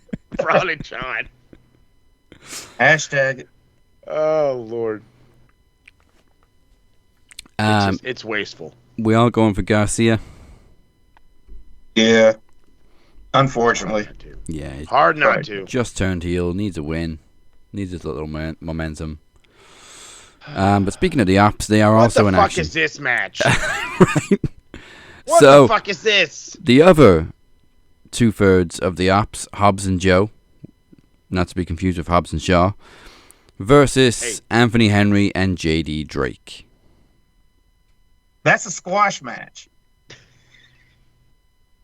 This could happen on Collision. Why are we doing it here? Dynamite. Yeah, I mean, if you want to do it on Dynamite, sure. I don't even remember the last time I seen fucking Anthony Henry, and I swear to God, JD Drake was like in Mexico. You could have brought Rampage back just for this match. I don't know. Both these guys have been gone. What the fuck are we doing? DK, baby. Just that fucking cocaine. I swear to God. I think it's safe to say we're all going for Hobbs and Joe. Yeah. Squash match. Squash match because, why the fuck not, right? Just. Sorry. It's just sure. On to the main show. Hopefully now it all fucking stays on the pre. There's actually a few stipulation matches on the pre-show on the main show, which doesn't give me much confidence in the length of this show with its overbooking already. Nope. But anyway, let's kick it off nice and clean. 6-man tag: the Hurt Syndicate versus Ricochet and the Gates of Agony. Again, why? Just fucking why? Put it on Dynamite. Call it a fucking day. Bring back Rampage. Yeah, or you could do Rampage. Dark. Collision a second ago. There you go. Fuck yeah, put it on Dark for all I give a shit. I mean, AKA, I don't want to see it. Or that's not true. I don't give a shit. I care, but I don't, because the reality is like this whole feud is meant to basically spin off into what? Ricochet and Bobby Lashley? Why not just go to Ricochet and Bobby Lashley? I don't give a shit. Actually, no, that's not true. Hold on, let me stop myself. I don't want to say I don't give a shit about the Gates of Agony. I care about fucking Tony Leona, because I don't know what happened to that fucking guy. I remember he was big. Now he ain't fucking big. I didn't know who the fuck he was while I was watching Dynamite last night. I was like, who the fuck is that? That's not him. He was big. He used to fucking play D-line for fucking San Diego State. What the hell are you talking about? And now, if you look at his stomach, it's all like nice and like hella loose. Good job on him losing a shit ton of weight. But other than that, I got nothing else for him. The Hurt Syndicate are supposed to be the biggest fucking trios outside of the trios champions. So Ricochet and the Gates of Agony are just there. And that's exactly how it's going to go. Ricochet gets a loss. He's going to lose the momentum he hasn't yet to fucking maintain. Not capture, but maintain. And we're just going to move on. I don't know what the fuck else to say or do. You know what I mean? I'm going to go the opposite way. I'm going to go for Ricochet and the Gates of Agony.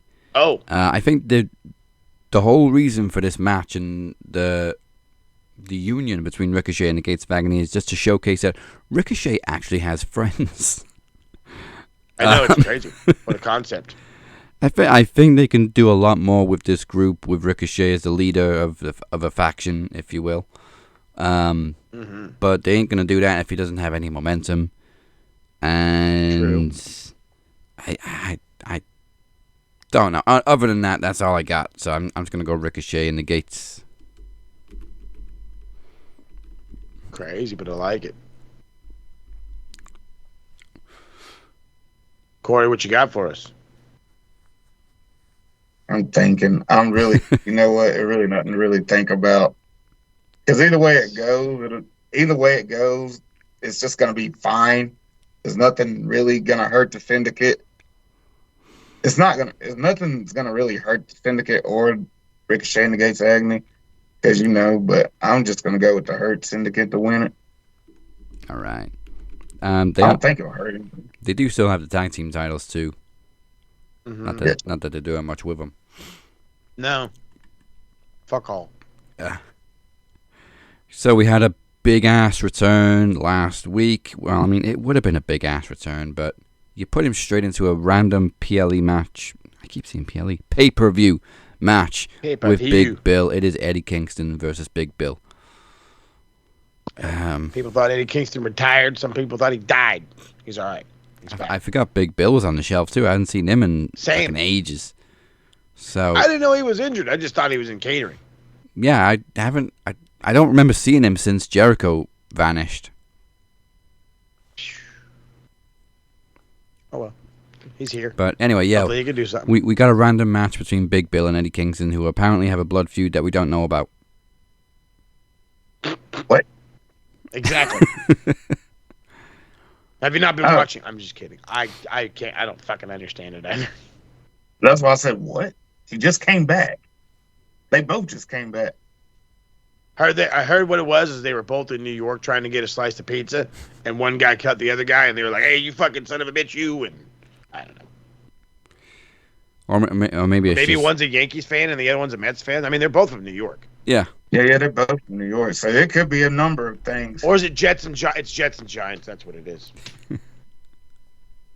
The footy. Anyways, I mean, I think Eddie Kingston's the bigger return of the two, so just give him the win. Yeah. Again, some people thought he died, and others thought he retired. So, yeah, give it to fucking Eddie Kingston. Come on.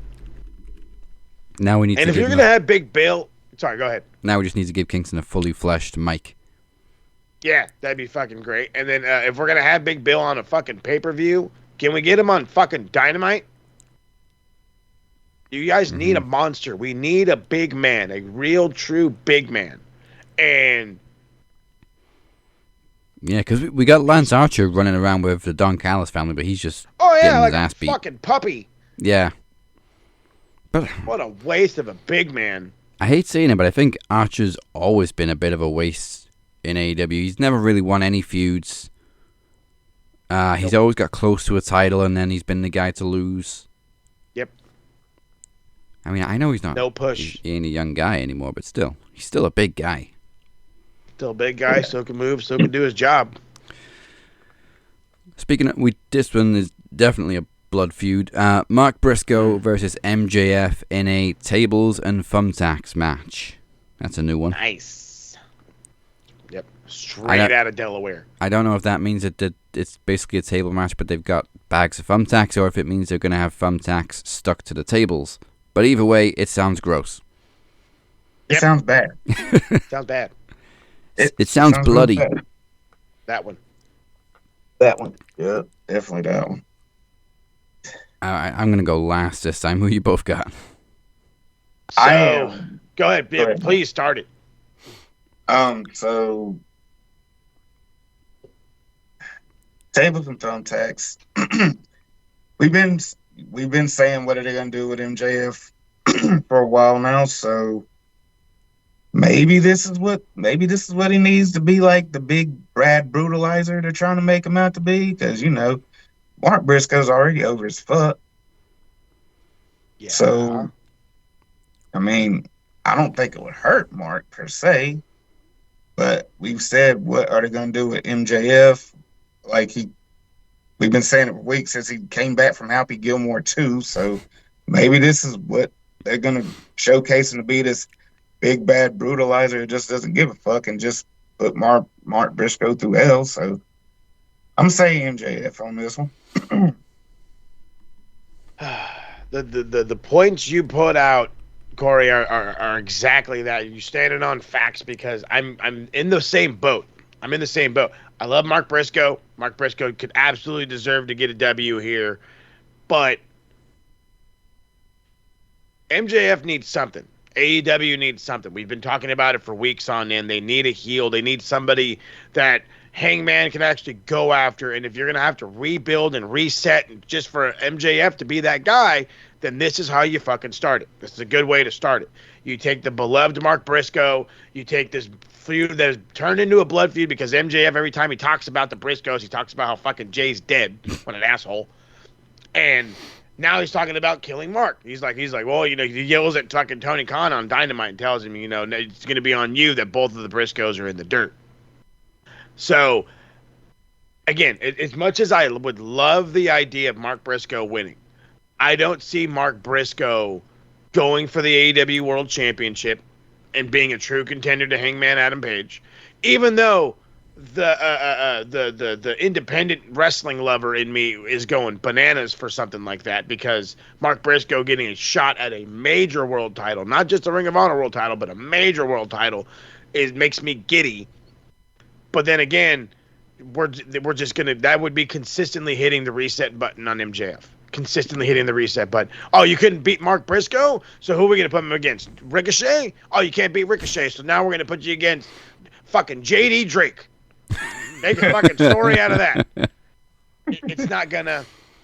Mark Briscoe could take the abuse and still be absolutely beloved, and I think that that's what this is set up for. This is set up for Mark Briscoe to be the absolute victim while making it look as like hard fought as need be. Yeah, MJF doesn't quite have the aura he used to have. I don't think he's had it since the Adam Cole feud. That was a roller coaster, unfortunately, due to injuries.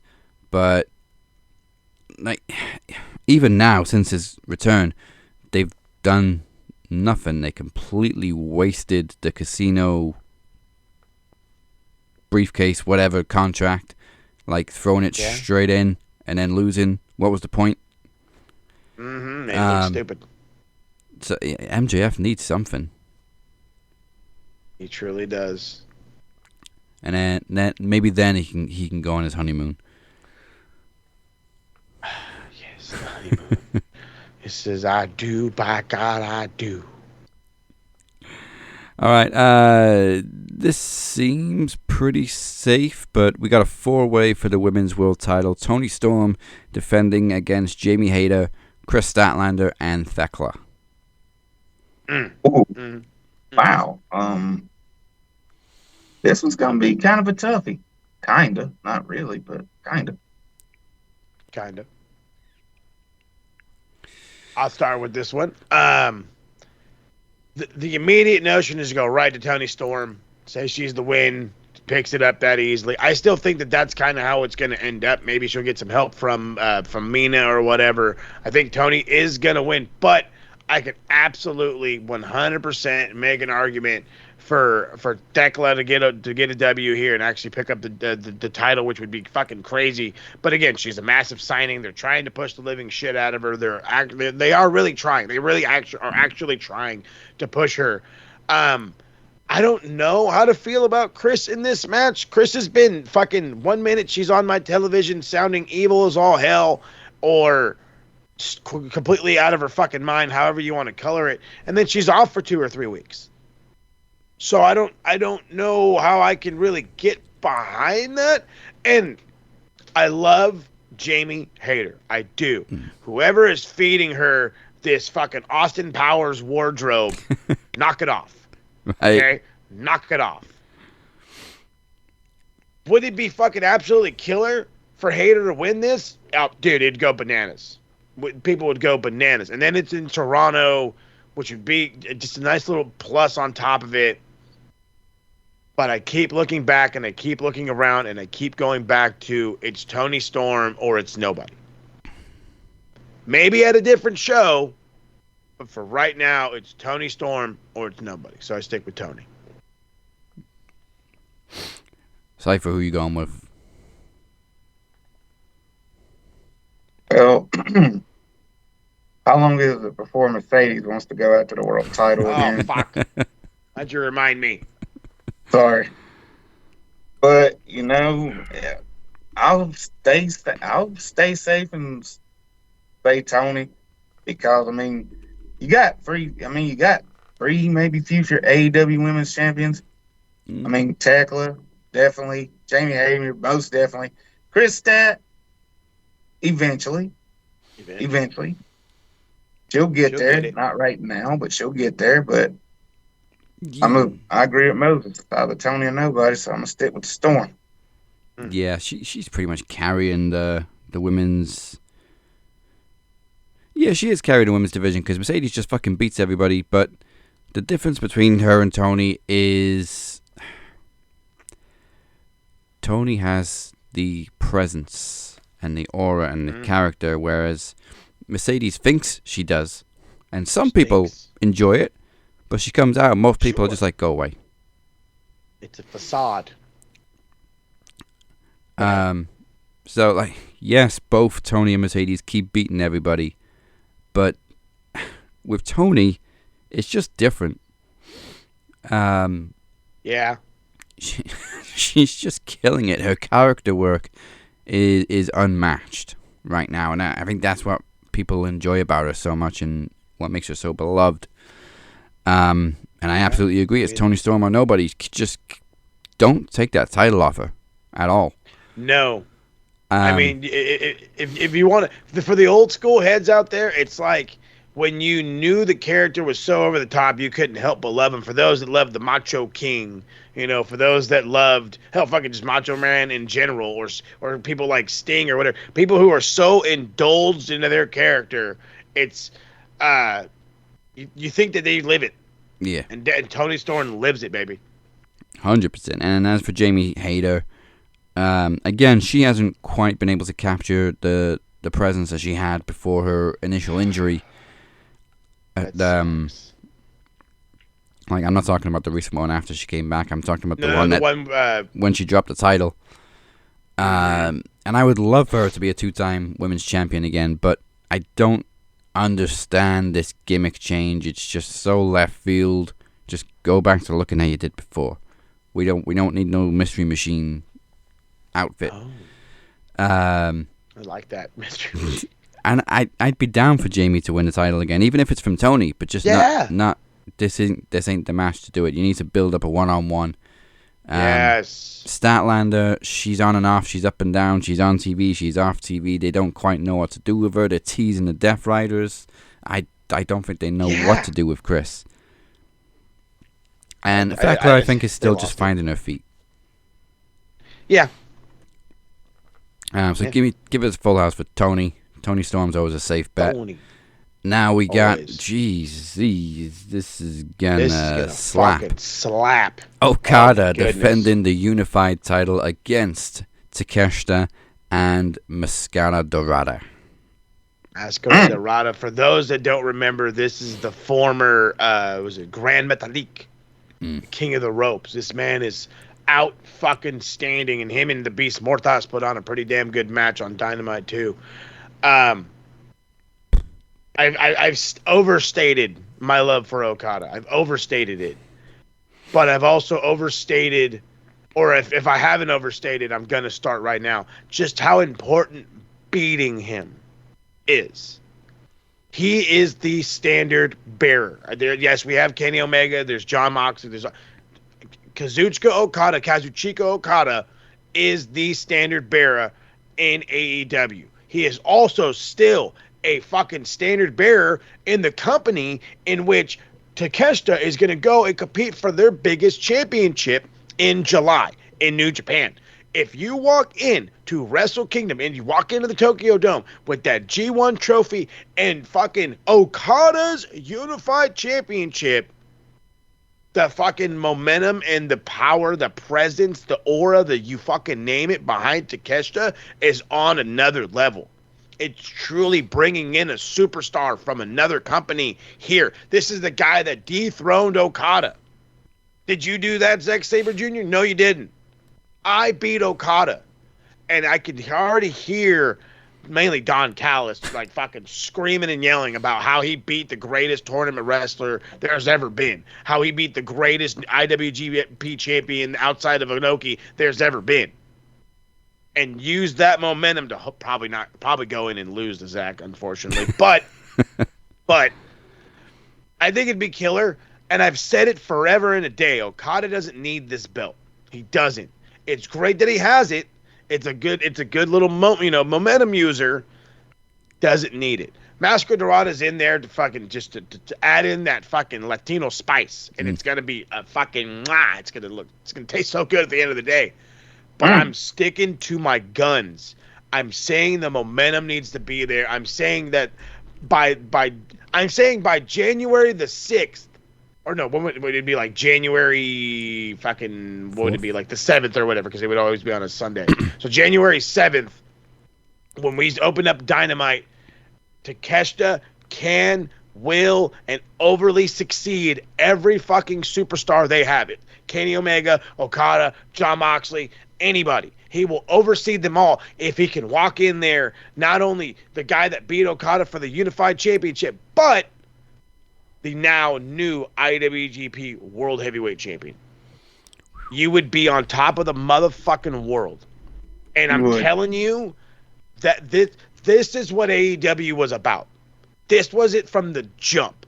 If you could have had Kenny Omega bring the IWGP Championship in its prime time to AEW, it would have meant that much more. And for this kid to garner the momentum that he can, you can't say no to it. I'm telling you, you can't say no to it. Look at all the hate. Look at all the hate he got for winning the G1. Imagine the attention he'd get for winning the fucking whole thing. Oh. Make it happen, Gato. Ooh. Flex? After that, what more can you say? Like, ain't nothing else left to say. I'm not going with Okada. I'm not going with Grand Metalik or what's his new name? Mascara Dorada. Mascara Dorada. I ain't going for Moscato either. Mascara Dorada. I love saying that. Wow. Start saying that randomly. Off the tongue. It really does. But there's only one option I'm going with, and it ain't those two. Oh, it sounds so grand when you say it all. Mm-hmm. And I'm all down for it, but I don't know if it's going to happen in this triple threat. So I'll be the one to play it safe and just stick with Okada just for now. But I do think Takeshita should beat him, even if it is in this match. Takeshita should beat him at some point for that title. Because aren't they still continuing like the lineage of the Continental and the International titles? Like, they're not deactivated for the Unified title. It's 3 separate titles. Mm-hmm. Okada just happens to hold 3 in the form of 1 belt. Here's the fucked up part. I think they just did the tournament to crown this, and to my knowledge, they're still gonna do the Continental tournament. Right. So, because that's their G1. Yeah. So. Yeah. All right, well, we're a little bit split on that one, but next up we got Darby Allin versus Jon Moxley in a coffin match. I am already sick. Sick. Why? Are you already sick? I'm already sick. We're gonna see MJF bleed. We're gonna see Mark Briscoe bleed, and then we're gonna see these two guys possibly die. They're fucking just that nuts. Just don't get nothing to eat during any of those matches, and you'll be fine. Just stay drinking, folks. No nachos for this one. Am I the only one that thinks that Darby Allin has been the guy that nobody's talking about? That, he should have been he could be the AEW World Champion right now. He could be in Hangman's position, but because he wanted to climb a goddamn mountain, he's not. Yeah. Yeah, I do feel like his return. I mean, the spectacle of it was great. Like, he fucking drops down from the roof. But it should feel bigger than it was. Yes. But I think the problem was he went straight after Mox, and by that time we were all just bored of Mox. Like, it wasn't, we were just waiting for somebody to come and beat Mox because Hangman did that. We were just waiting for somebody to just give us a break from Mox, really. Yeah, I think that, yeah. I don't know if that's any better put, but yeah, you're 100 on that one. They pretty much just fed Darby Allin leftovers from last week's lunch. Yeah. and we're supposed to accept it as like this well done burger. I don't fucking know. It's whatever. But I'm still up for it. I'm not gonna lie. I'm still up for it. I think this is like a feud that has been needing to come to a head, and it's finally getting that opportunity. But is it too little, too late? I don't know if that's a question we're asking yet, nor if we even should be asking. Yes, Darby's fresh on whatever. Mox is gonna be Mox. He's still gonna have momentum regardless. But again, is this too little, too late where Darby doesn't have to win? Yeah. I do think Mox is going to get the win because mainly because Darby's nuts and he will take some bumps and he'll get killed and then put in a coffin. Yeah, I hate that I have to, that I'm in the boat to agree with you, and I'm going to try to talk myself out of it right now. I am.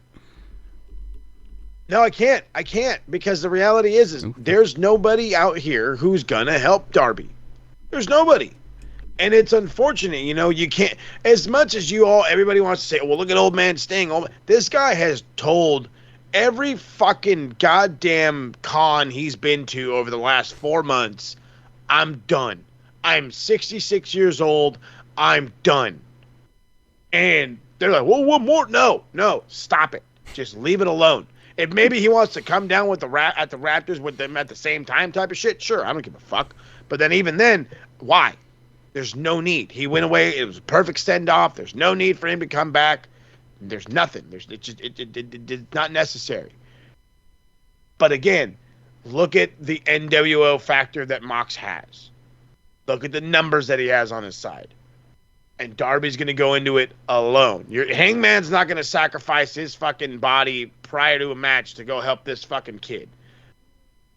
And again, I'm not thinking of I can't think of anybody else who would come to the aid of this fucking kid. What? Maybe Christian, or not Christian, maybe fucking Copeland. But even then, we're reaching for straws, baby. We're reaching for straws. So give it to John. Even though I would love Darby to win it, he's going to get outnumbered. The numbers are going to come into play. And that's how he's going to lose. Yeah, just give it to Mox. I can't argue with that logic at all. If Darby had, and I hate saying it like this, like apparently you have to have friends in wrestling, but if Darby had more friends, I'd be a little bit more like, okay, well, we could do something. No, there's nothing. There's just nothing. No, like they brought Sting back that once in Wembley for All In, and it was a great pop, and it was a nice moment. It was nice to see Sting show up, even though he was retired just that one time as a one-off. But no, he's done now. We've seen pictures and videos of him. We don't need Silver Sting. First off, that fucking beard looks sick. Yeah. But I'll admit that thing looks sick. But yeah, no, he's 66. It's not like, no, you don't need him. We don't need him. Just like Ric Flair didn't need to do that match that he did 3-4 years ago. We don't need it. I don't need the legends of our heyday being so fucking crippled they can't. Look at poor Dean Malenko. Yeah. You know what I mean? I don't need that for all of the guys. No. I mean, it spikes a question for me, though. It does spike a question, and I know it's probably reaching for straws. And you said Darby has no friends, but what if this is the opportunity to bring somebody back like Orange Cassidy to help him? See, now there's a friend I didn't think about, and that's a guy who hasn't been on television. And he's another dude that has a shit ton of beef with Jon Moxley. Yeah. Yeah. You know what? I like that. God damn it. Corey's got me thinking today, boy. That could work. But is it enough? I don't think we'd see it to help Darby win the match. I think if something was to happen after Darby loses and maybe they go and set the coffin on fire or something, and then Orange Cassidy runs down to stop him. I see something like that happening. Yeah. But is that a full house for Mox? We haven't said that for a while. Unfortunately. Yeah.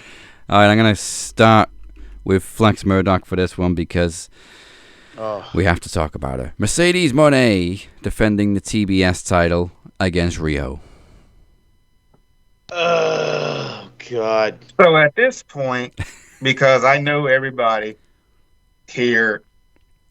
I'm just gonna say it. I'm gonna be the guy that's gonna have to say it because if they say it, it's gonna get canceled. So I'm just gonna say it for them the nicest way possible. You build up Riho, you build her up just so you can beat her to the black hole known as Thanos Monet, Mercedes All Belts, Mercedes, whatever you want to call her.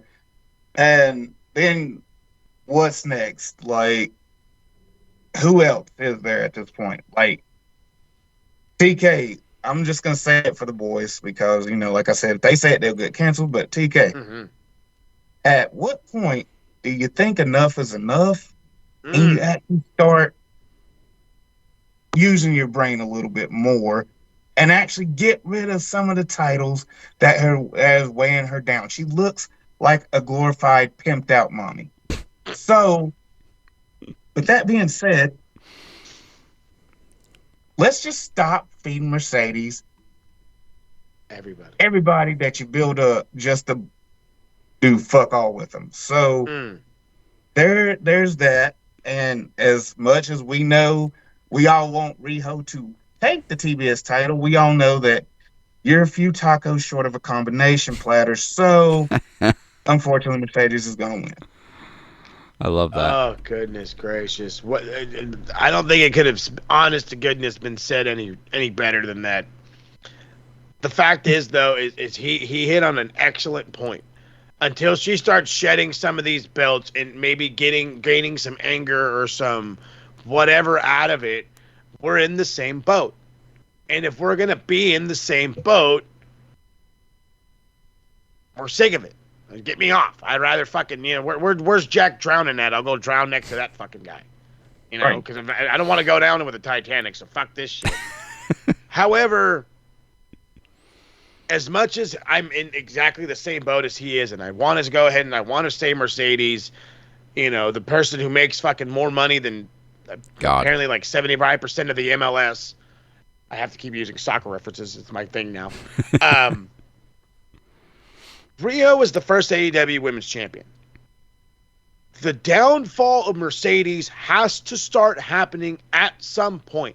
I do not see a Rev Pro taking a belt off her. I don't see a CMLL belt coming off her. I don't see any of these other belts start to trickle off, especially since fucking some of the promotions don't exist anymore or whatever the fuck.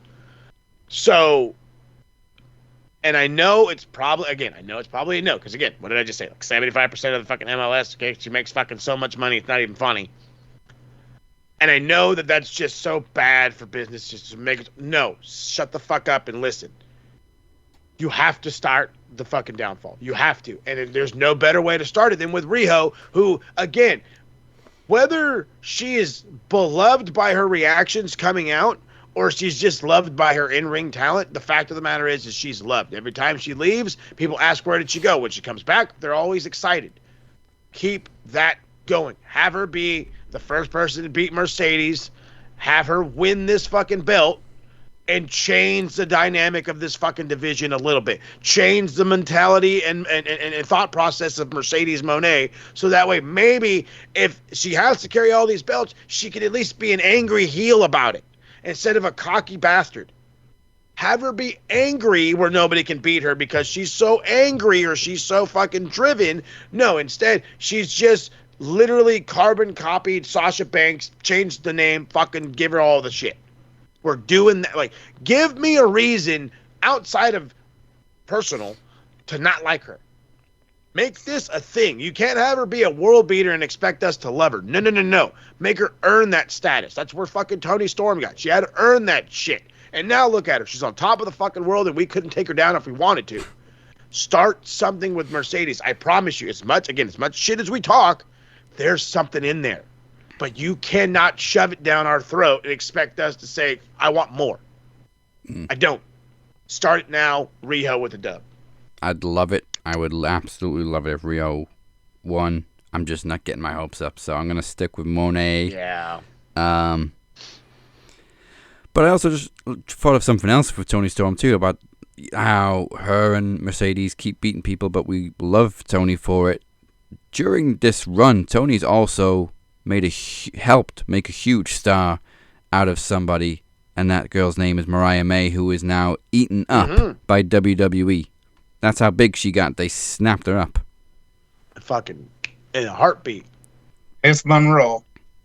All right. Oh, dude, have her start losing to Riho and Alex Windsor, then Megan Thane, then Yeah, Alex Windsor's not even on the show. You know what? And that'd be a good have fucking Windsor beat her for the Rev Pro fucking Women's Championship or whatever, and then there you go. Now you got the UK late, and then she starts losing belts. I'm telling you, if you have a reason for her to be over the top, angry all the time, the Mercedes character could work a little bit more. I promise you. All right, and we also forgot one of the matches I've just added in. So we're gonna blitz through these last three because we are pushing for time. So Brodito versus Young Bucks versus Jet Speed versus Hechicero and Josh Alexander in a ladder match for the tag team titles. Oh yeah, I forgot the Hurt Syndicate lost them. Thank God there's not a camera underneath the desk, because boy howdy, am I excited for this one. I wore a Young Bucks shirt to work yesterday. I'm not even gonna lie. They paid to have their pyro back. Yeah, right. I can only imagine how bad the entrance is going to be this week. I fucking love Brodito, and I think taking the belt off of them would be absolutely asinine. But it's the fucking Young Bucks, okay? And they are getting all of this, like, hate because they used to be the evil EVPs, and now they're not EVPs anymore, and they're using money to, like, fuck around with matches and shit like they did last night on Dynamite. But I kind of really want them to get a dub here. I'm going to stick with Brodito, but I would not be surprised if this is a way to kind of, like, swerve it into there where we're immediately going back to the Young Bucks being tag champs, which I honestly don't think is ever a bad thing. It gets to be oversaturated, but I don't think it's a bad thing. So we'll stick with Brodito for now because everybody loves him. No, I mean, people can complain about the Bucks winning the titles all the time, but they're a solid tag team. They help form the tag division. All the matches matter. All the matches mean something. They tried to have that same momentum with FTR, and originally they did. And then the FTR train fell off because we had so many great tag teams. And that was the thing. And now that we don't have any great tag teams, you need the names. And right now, Brodito's a great fucking start. It's a great fucking start. But I promise you, there's a reason why the Young Bucks are known as the greatest tag team of our era. Okay? They are the Rock and Roll Express of our generation. Everything they do is gold. Look, again, they're being ridiculed in a company they created. And it's fucking gold. We laugh at it every week. We fucking for shame them every week. But then they start wrestling, and we're in awe. I love how they blew half their winnings too. This is why they're broke. But I'm gonna stick with Brodito. Cypher, who are you going with? That shit, that wasn't supposed to happen. But yeah, Tony Khan. Best, but now's the time to start marketing Brodito burritos in 3 different flavors because we love Brodito burritos. They're the burritos of champions. So stick to Brodito. Carne and cheese, bean and cheese, and the special chili verde. Exactly. Okay, so the Don Callis family are banned from ringside for this one. It's Hangman defending the world title against Kyle Fletcher. My goodness. This feels I don't know what feeling this gives me, but it gives me the feels. It gives me the like the junior heavyweight versus the heavyweight champion type of thing. Like when we'd get the fucking was it like a Kushida versus like Okada type of shit, or Kushida and Tanahashi. Gives me that kind of feel. The mid card versus the upper guy. Kyle Fletcher is excellent even without the Don Callis family. Yeah. However, Hangman just won this belt. He's the face of the company. Outside of what Fletcher's doing with the Don Callis family, he's not doing much. giving him all the belts into this family. As cool as it sounds, I think that's why Takeshita's there. I think he's going to be the one that's going to overshadow Kyle Fletcher, meaning that Takeshita's going to end up breaking out of the Don Callis family and all this other shit, which, again, I think is going to be a great little whatever. And it starts on this show with Hangman beating Kyle Fletcher. You know, oh, you let us down. You couldn't do this. You couldn't do that. But look at Takeshita over here. He's got the unified belt. He beat the Great Okada. Why couldn't you beat the Great Okada? It makes this whole big old thing, and I can already see it. It's going to be great. I love it. Hangman for the dub. Yeah, Flex. Hey. Yeah. And hey, listen.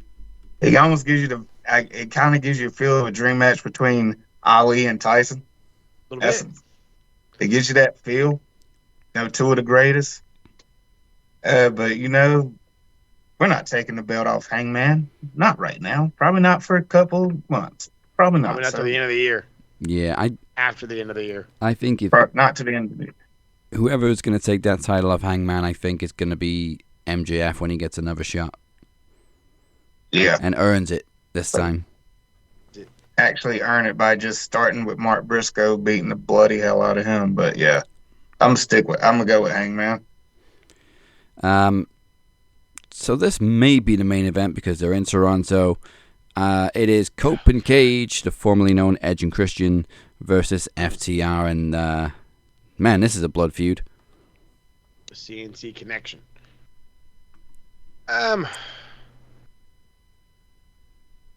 I want this to be a really good tag team match to the quality that we know of, and I'm going to say it, the Edge and Christian of old. If it could be half as on that quality, this thing is going to slap. However, I don't even know. I mean, I know what the point is, but I don't know what the point is. Like, what are we doing? FTR is floundering, and they've been floundering. You know, they're fucking big pass hanging out in the fucking kiddie pool. It needs fucking water. They need to go into the deep end, but there's no deep end for them to fucking go in. I don't know what you're doing with Cope and Cage. As much as I love Christian going around telling everybody that your dad's dead, as much as great as it is, like, what else are you doing? What else are you doing? What else is Copeland doing? Other than eating donuts on Thursdays. Ask Travis about it. So I don't know. I kind of don't give a shit. And I kind of do give a shit because maybe this can help the tag division. It can also help break the tag division. It's a cluster is what it is. It's a fucking cluster. And FTR can keep losing. So Cope and Cage. Yeah. That was probably like the hardest one all fucking night. What the hell? Yeah, I mean, this one's pretty easy. I mean, I'll go with CCR, Captain Charisma, and Rated R. There it is. Yeah, I think we'll probably get a good performance out of Cope and Cage too because it's a tag match, so they're going to be tagging in and out, whereas I think Cage can really still go on his own, but I think Copeland has struggled a little bit. Like, he can still go, but not for long. The fluidity ain't there. Yeah. So full house for Cope and Cage. That is the extravaganza of All Out, all 13 matches predicted. TK, stop it.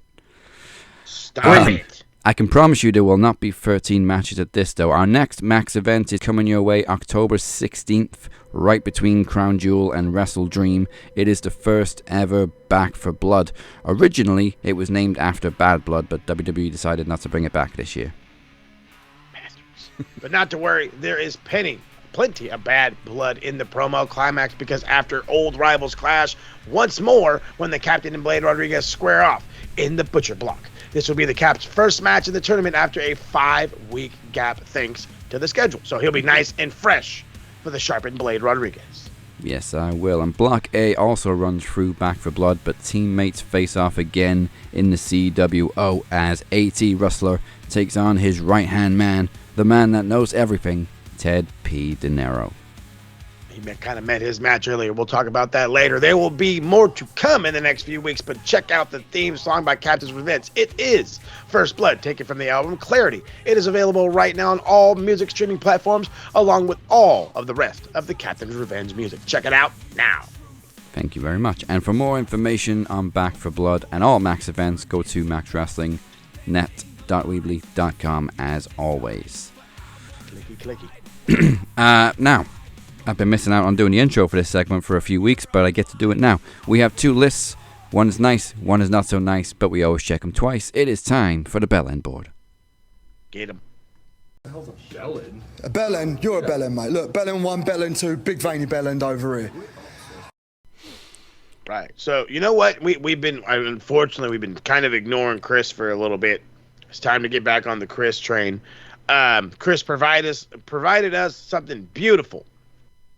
And so the first part of this is Vince Russo being Vince Russo, and then the other part of it is actually Pro Wrestling World. I guess the writer's name is David as a response. So let's start with Vince Russo, bro.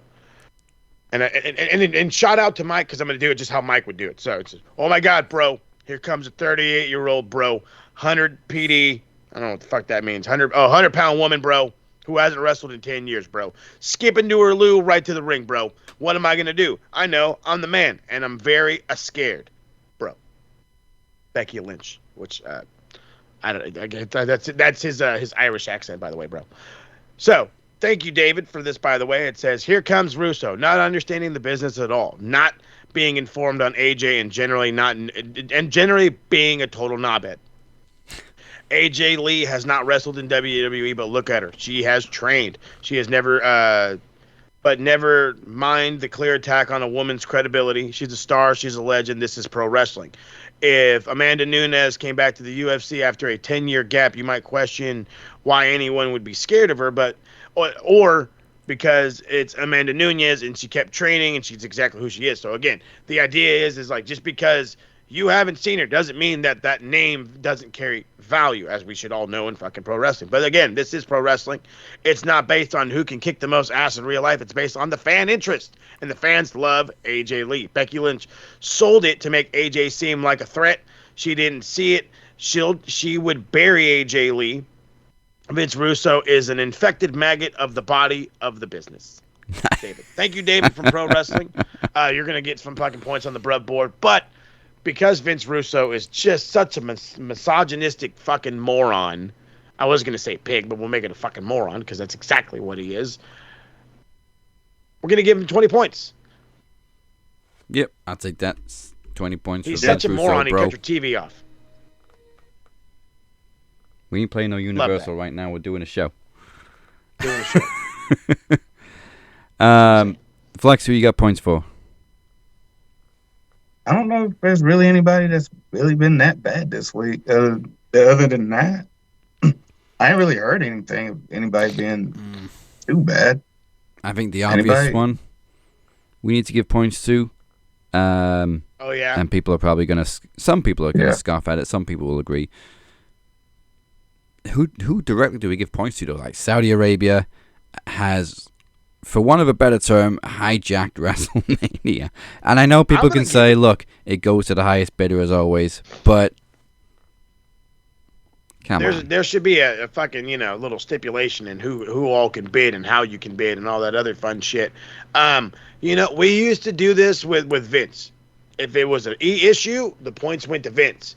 And unfortunately, the man running the ship is a man we like, is a man we praise and we look up to and looked up to, and he's had his moments, and this is probably one of the worst ones he's had so far. So if we're giving points, in my opinion, it's got to go to Uncle Paul.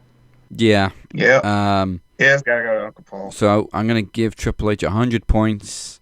Yeah. Plus the amount of WrestleManias that we're now going to have before we get to Saudi. So 143 points to Triple H. Mm-hmm. It's a lot of points, all well deserved. And the fact of the matter is we do not need, and I've said this, and every week that I say this, I'm sure there's somebody watching, somebody wants to get in the comment section who's like, oh, well, you're just trying to, suck up to the fucking hummies on the other side of the pond. No, I'm not. The fact of the matter is any show over the pond in Germany, in France, in England, in Wales, in Scotland, in Australia, whatever, any of these shows over there away from the United States are fucking plain and simple better. However, you know where the shows aren't better? Saudi fucking Arabia. No, they're fucking quiet. They're not fucking it's you can hear a fucking mouse fart. All right, in a goddamn outdoor arena. I don't want that. This is WrestleMania, baby. This is the biggest 2-night event of WWE's fucking calendar year. Why would you not try to take advantage of the opportunity of going to Wembley? You're going to tell me that Wembley's not available in April? You're going to tell me that Wembley's not available in fucking April? You're full of shit. It's freshly available in April. Like, come on, dude. That fucking place is a ghost town in April. That is the fucking perfect opportunity. You really want to shove it to AEW? Go there and supposedly beat their numbers even if they're fucking rigged. But I promise you, that would have been fucking 25 times a better show just because of the crowd. You could have had the same kind of bullshit matches you're giving us in this 5-match pay-per-view bullshit, and you thrown it in fucking Wembley, and they would have thought it was the greatest thing ever. Everybody's team won the FA Cup today, and everybody's excited.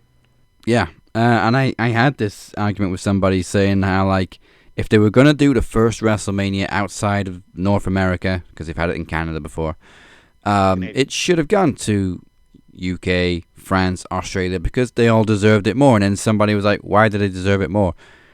Because you've seen for yourself, they're clearly much more passionate fans. And don't get me wrong, I know there's some passionate fans in Saudi Arabia, but they're going to get overshadowed by the fat, rich guys at the front who don't give a shit.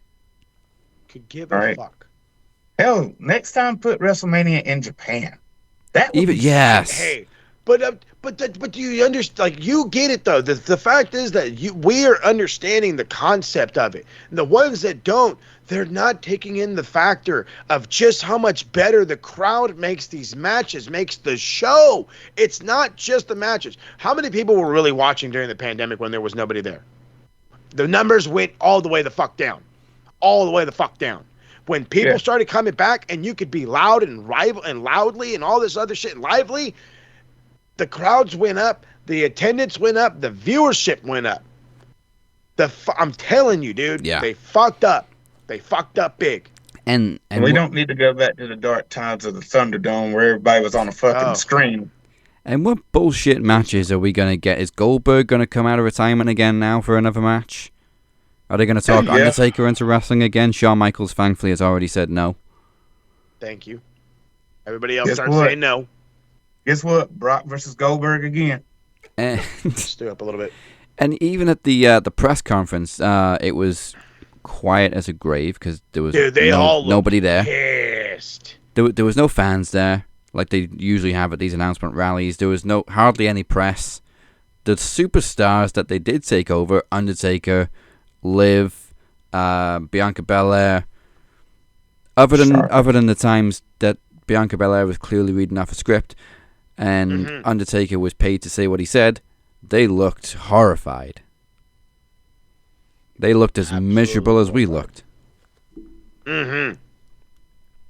And maybe for them it's more tradition. You should keep WrestleMania over in the States. Maybe that's what it was for them. But either way, it shouldn't be where it's going. Bottom line. No. It's like, I understand the little bit of success you guys are getting from them, and I'm sure you've promised them this at this point, but that was a bad move. Just a bad move. And it was bad enough when Vegas snatched another Mania from New Orleans after they'd already fucking announced it. Yeah. But at least, it's not going to be a bullshit run fantasy booking match from and at least we get to see excited fans in Vegas again. Fantasy booking of yesteryear. Right. So wait till you see fucking Tatanka out there.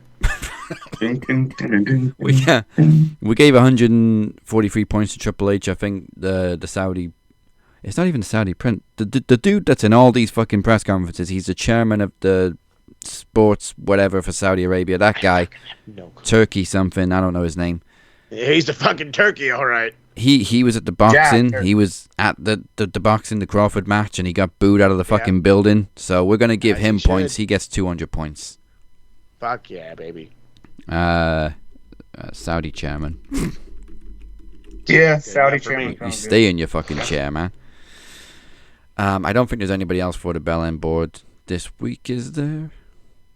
No, I think that's it. Prime time points went to him. All right, let's rush to the finish line of the show then and take it to the other board. It is time for the Bruv board. Bruv. Bro.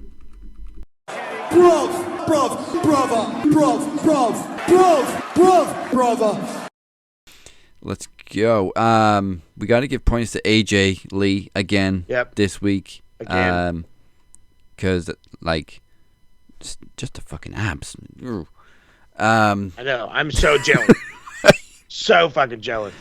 But there was a lot less nerves in her promo this week. She just slid straight into that old AJ Lee character and killed it with Becky, killed it with Seth.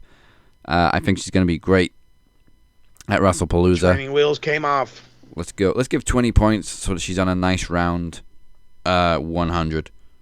Handito. Nice. And on the same note, I'm going to give 10 points to Punk for just, like he said, putting his own theme song aside and just walking behind his skipping wife to her happy song. Smart man. Happy wife, happy life. Exactly. Is the Fury. Who else we got? We're going to give points to Uncle Sean. Yes. Sean. For saying no. Uncle Sean. For saying no and having one hell of a homecoming. Yeah. That was great. Loved the segment with Triple H. And William Regal, he needs points too. Oh, yeah. Trust me, that's true. I was giving points too. There's only one man in this whole world that can talk to the crowd in such a nice, elegant tone and then switch it. Yeah. He's like, excuse me, that's my line. War Games. It was fucking great. I love it. It was awesome. Making me want to watch NXT every week. William Regal's just the king, and his facial expressions, like when he was going from the crowd to Triple H, War Games. It was beautiful. I'm telling you, this guy could be an actor. He is an international treasure. How many points we give him, Regal? 20, 30? 30. I like the 30 points to Regal. 30 is good. 30 points to Regal. Sean will get a nice 40. Okay. Like that. Nice. Let's get this one out the way. 10 points to Rhea Ripley, just because. Just because. But let's give her an extra 5 for that outfit, because jeez. Yeah. Did we say somebody else we were going to give points to this week? Actually, I'll dish them out. David. Oh, David. Yeah, David. I don't know who David. David, we don't know who you are, but you put Vince Russo in his place. Attaboy. Yeah. 15. 15 to David. I'm going to give 15 to the young lad. 20 points to Truth. Just for another great segment. And I don't know if he was trying to get Brock to break again. He didn't manage it this time, but it was still a good segment. This fool said Ron Cena. Goodness gracious. John Cena's my childhood hero. How old are you? 50-something. How do you not break? I swear to God. How do you not break? Brock must have been backstage, and he was just like, not this time. No, damn it. You're not getting me now. Are we done there, I think? I wanted, let's see, who can get him. Oh! The new AAA Mega Champion, or Mega Campion. Dominic Mysterio, Dirty Dom. Well deserved. Put him on the map for AAA. I like it. 20 points. It's crazy. Both him and his dad have won that fucking belt. Yeah. Which dad? Both of them. And even though they're beefing, I did like the fact that Ray put the belts around him. Because obviously, behind the curtain, he was obviously so proud of him. Oh, fucking hella proud, Dad. You kidding me? As soon as that was over, Dominic was crying like, Dad! That's right. Now get me some chicken tendies. Oh, the chicken tendies. All right, then, let's wrap this up because we've still got the main events as well. Thank you for joining us. We appreciate you all. And before we close this up and get to the main event, what is in store for the TSK this week? Let's find out with Click Talk.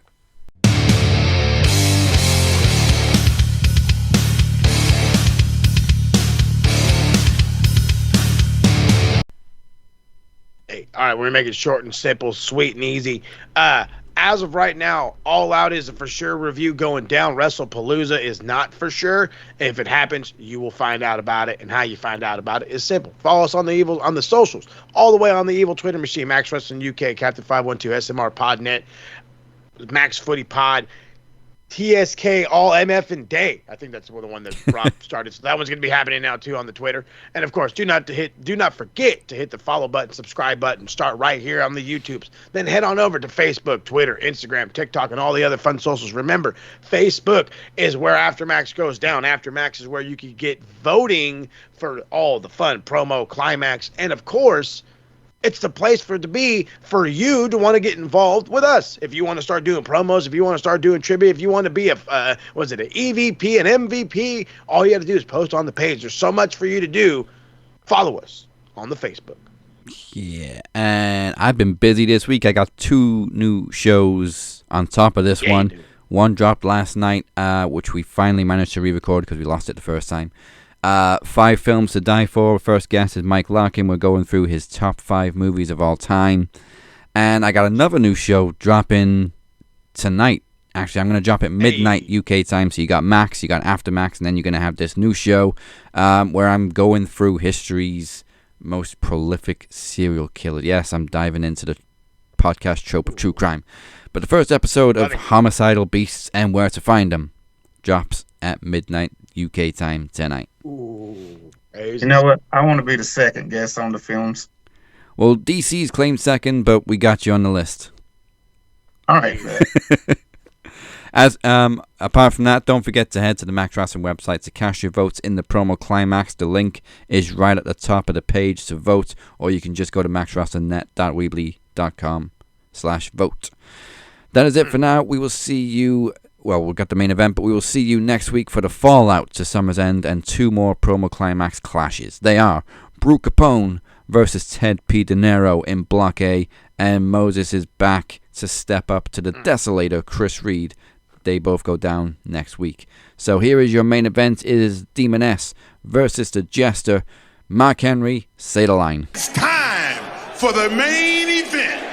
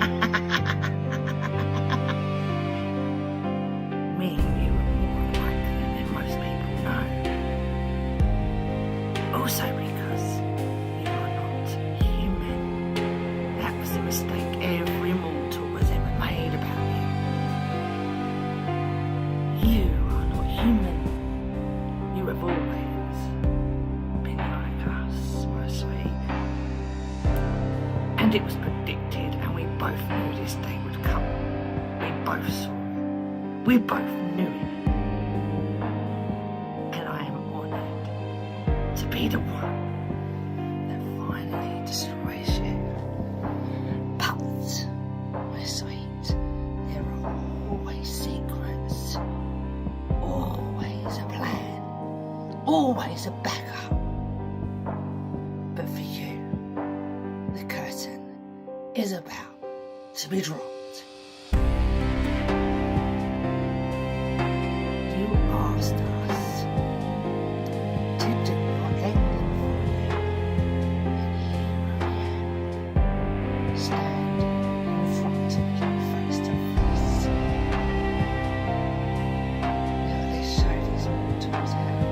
should be done.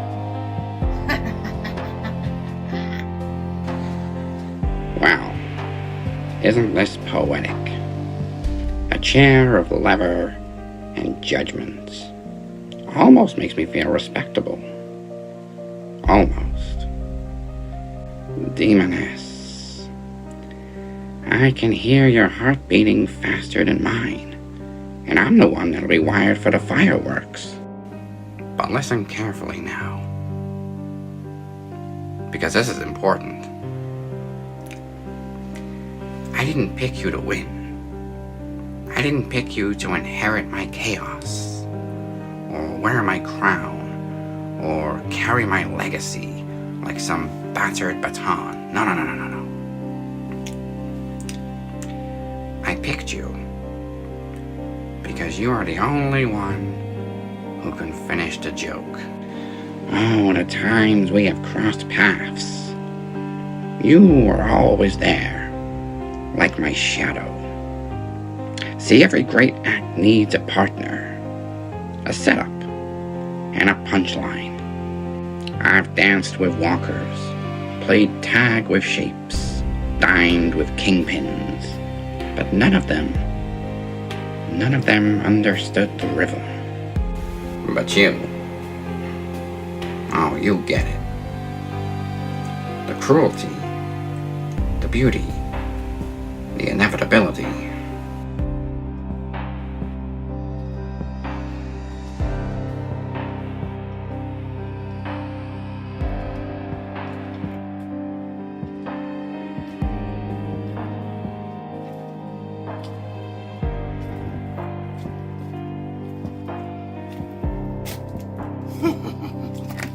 When that switch flips, when the juice crawls through my veins and turns me into smoke and laughter, it'll be our masterpiece. Not yours, not mine, ours. And the best part? I'm not dying because you beat me. I'm dying because I chose you. I handed you the punchline. But you see, you're not my conqueror. You're my collaborator. In the end of my story. And every great story has a twist.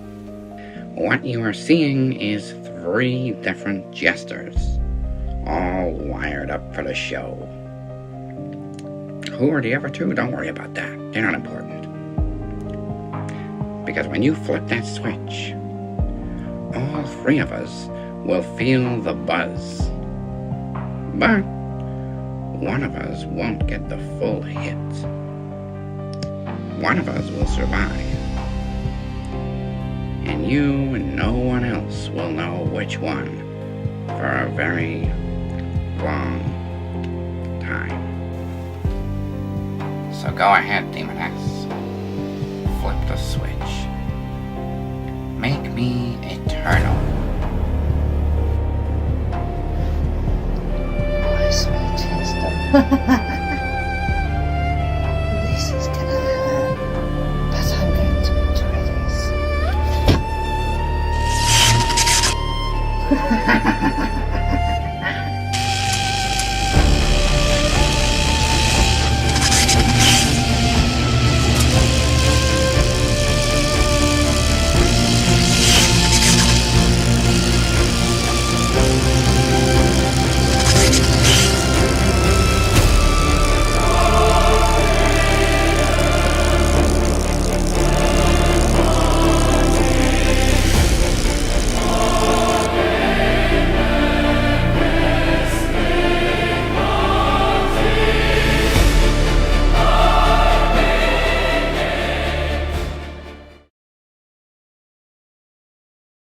I'm not even gonna swat a fly.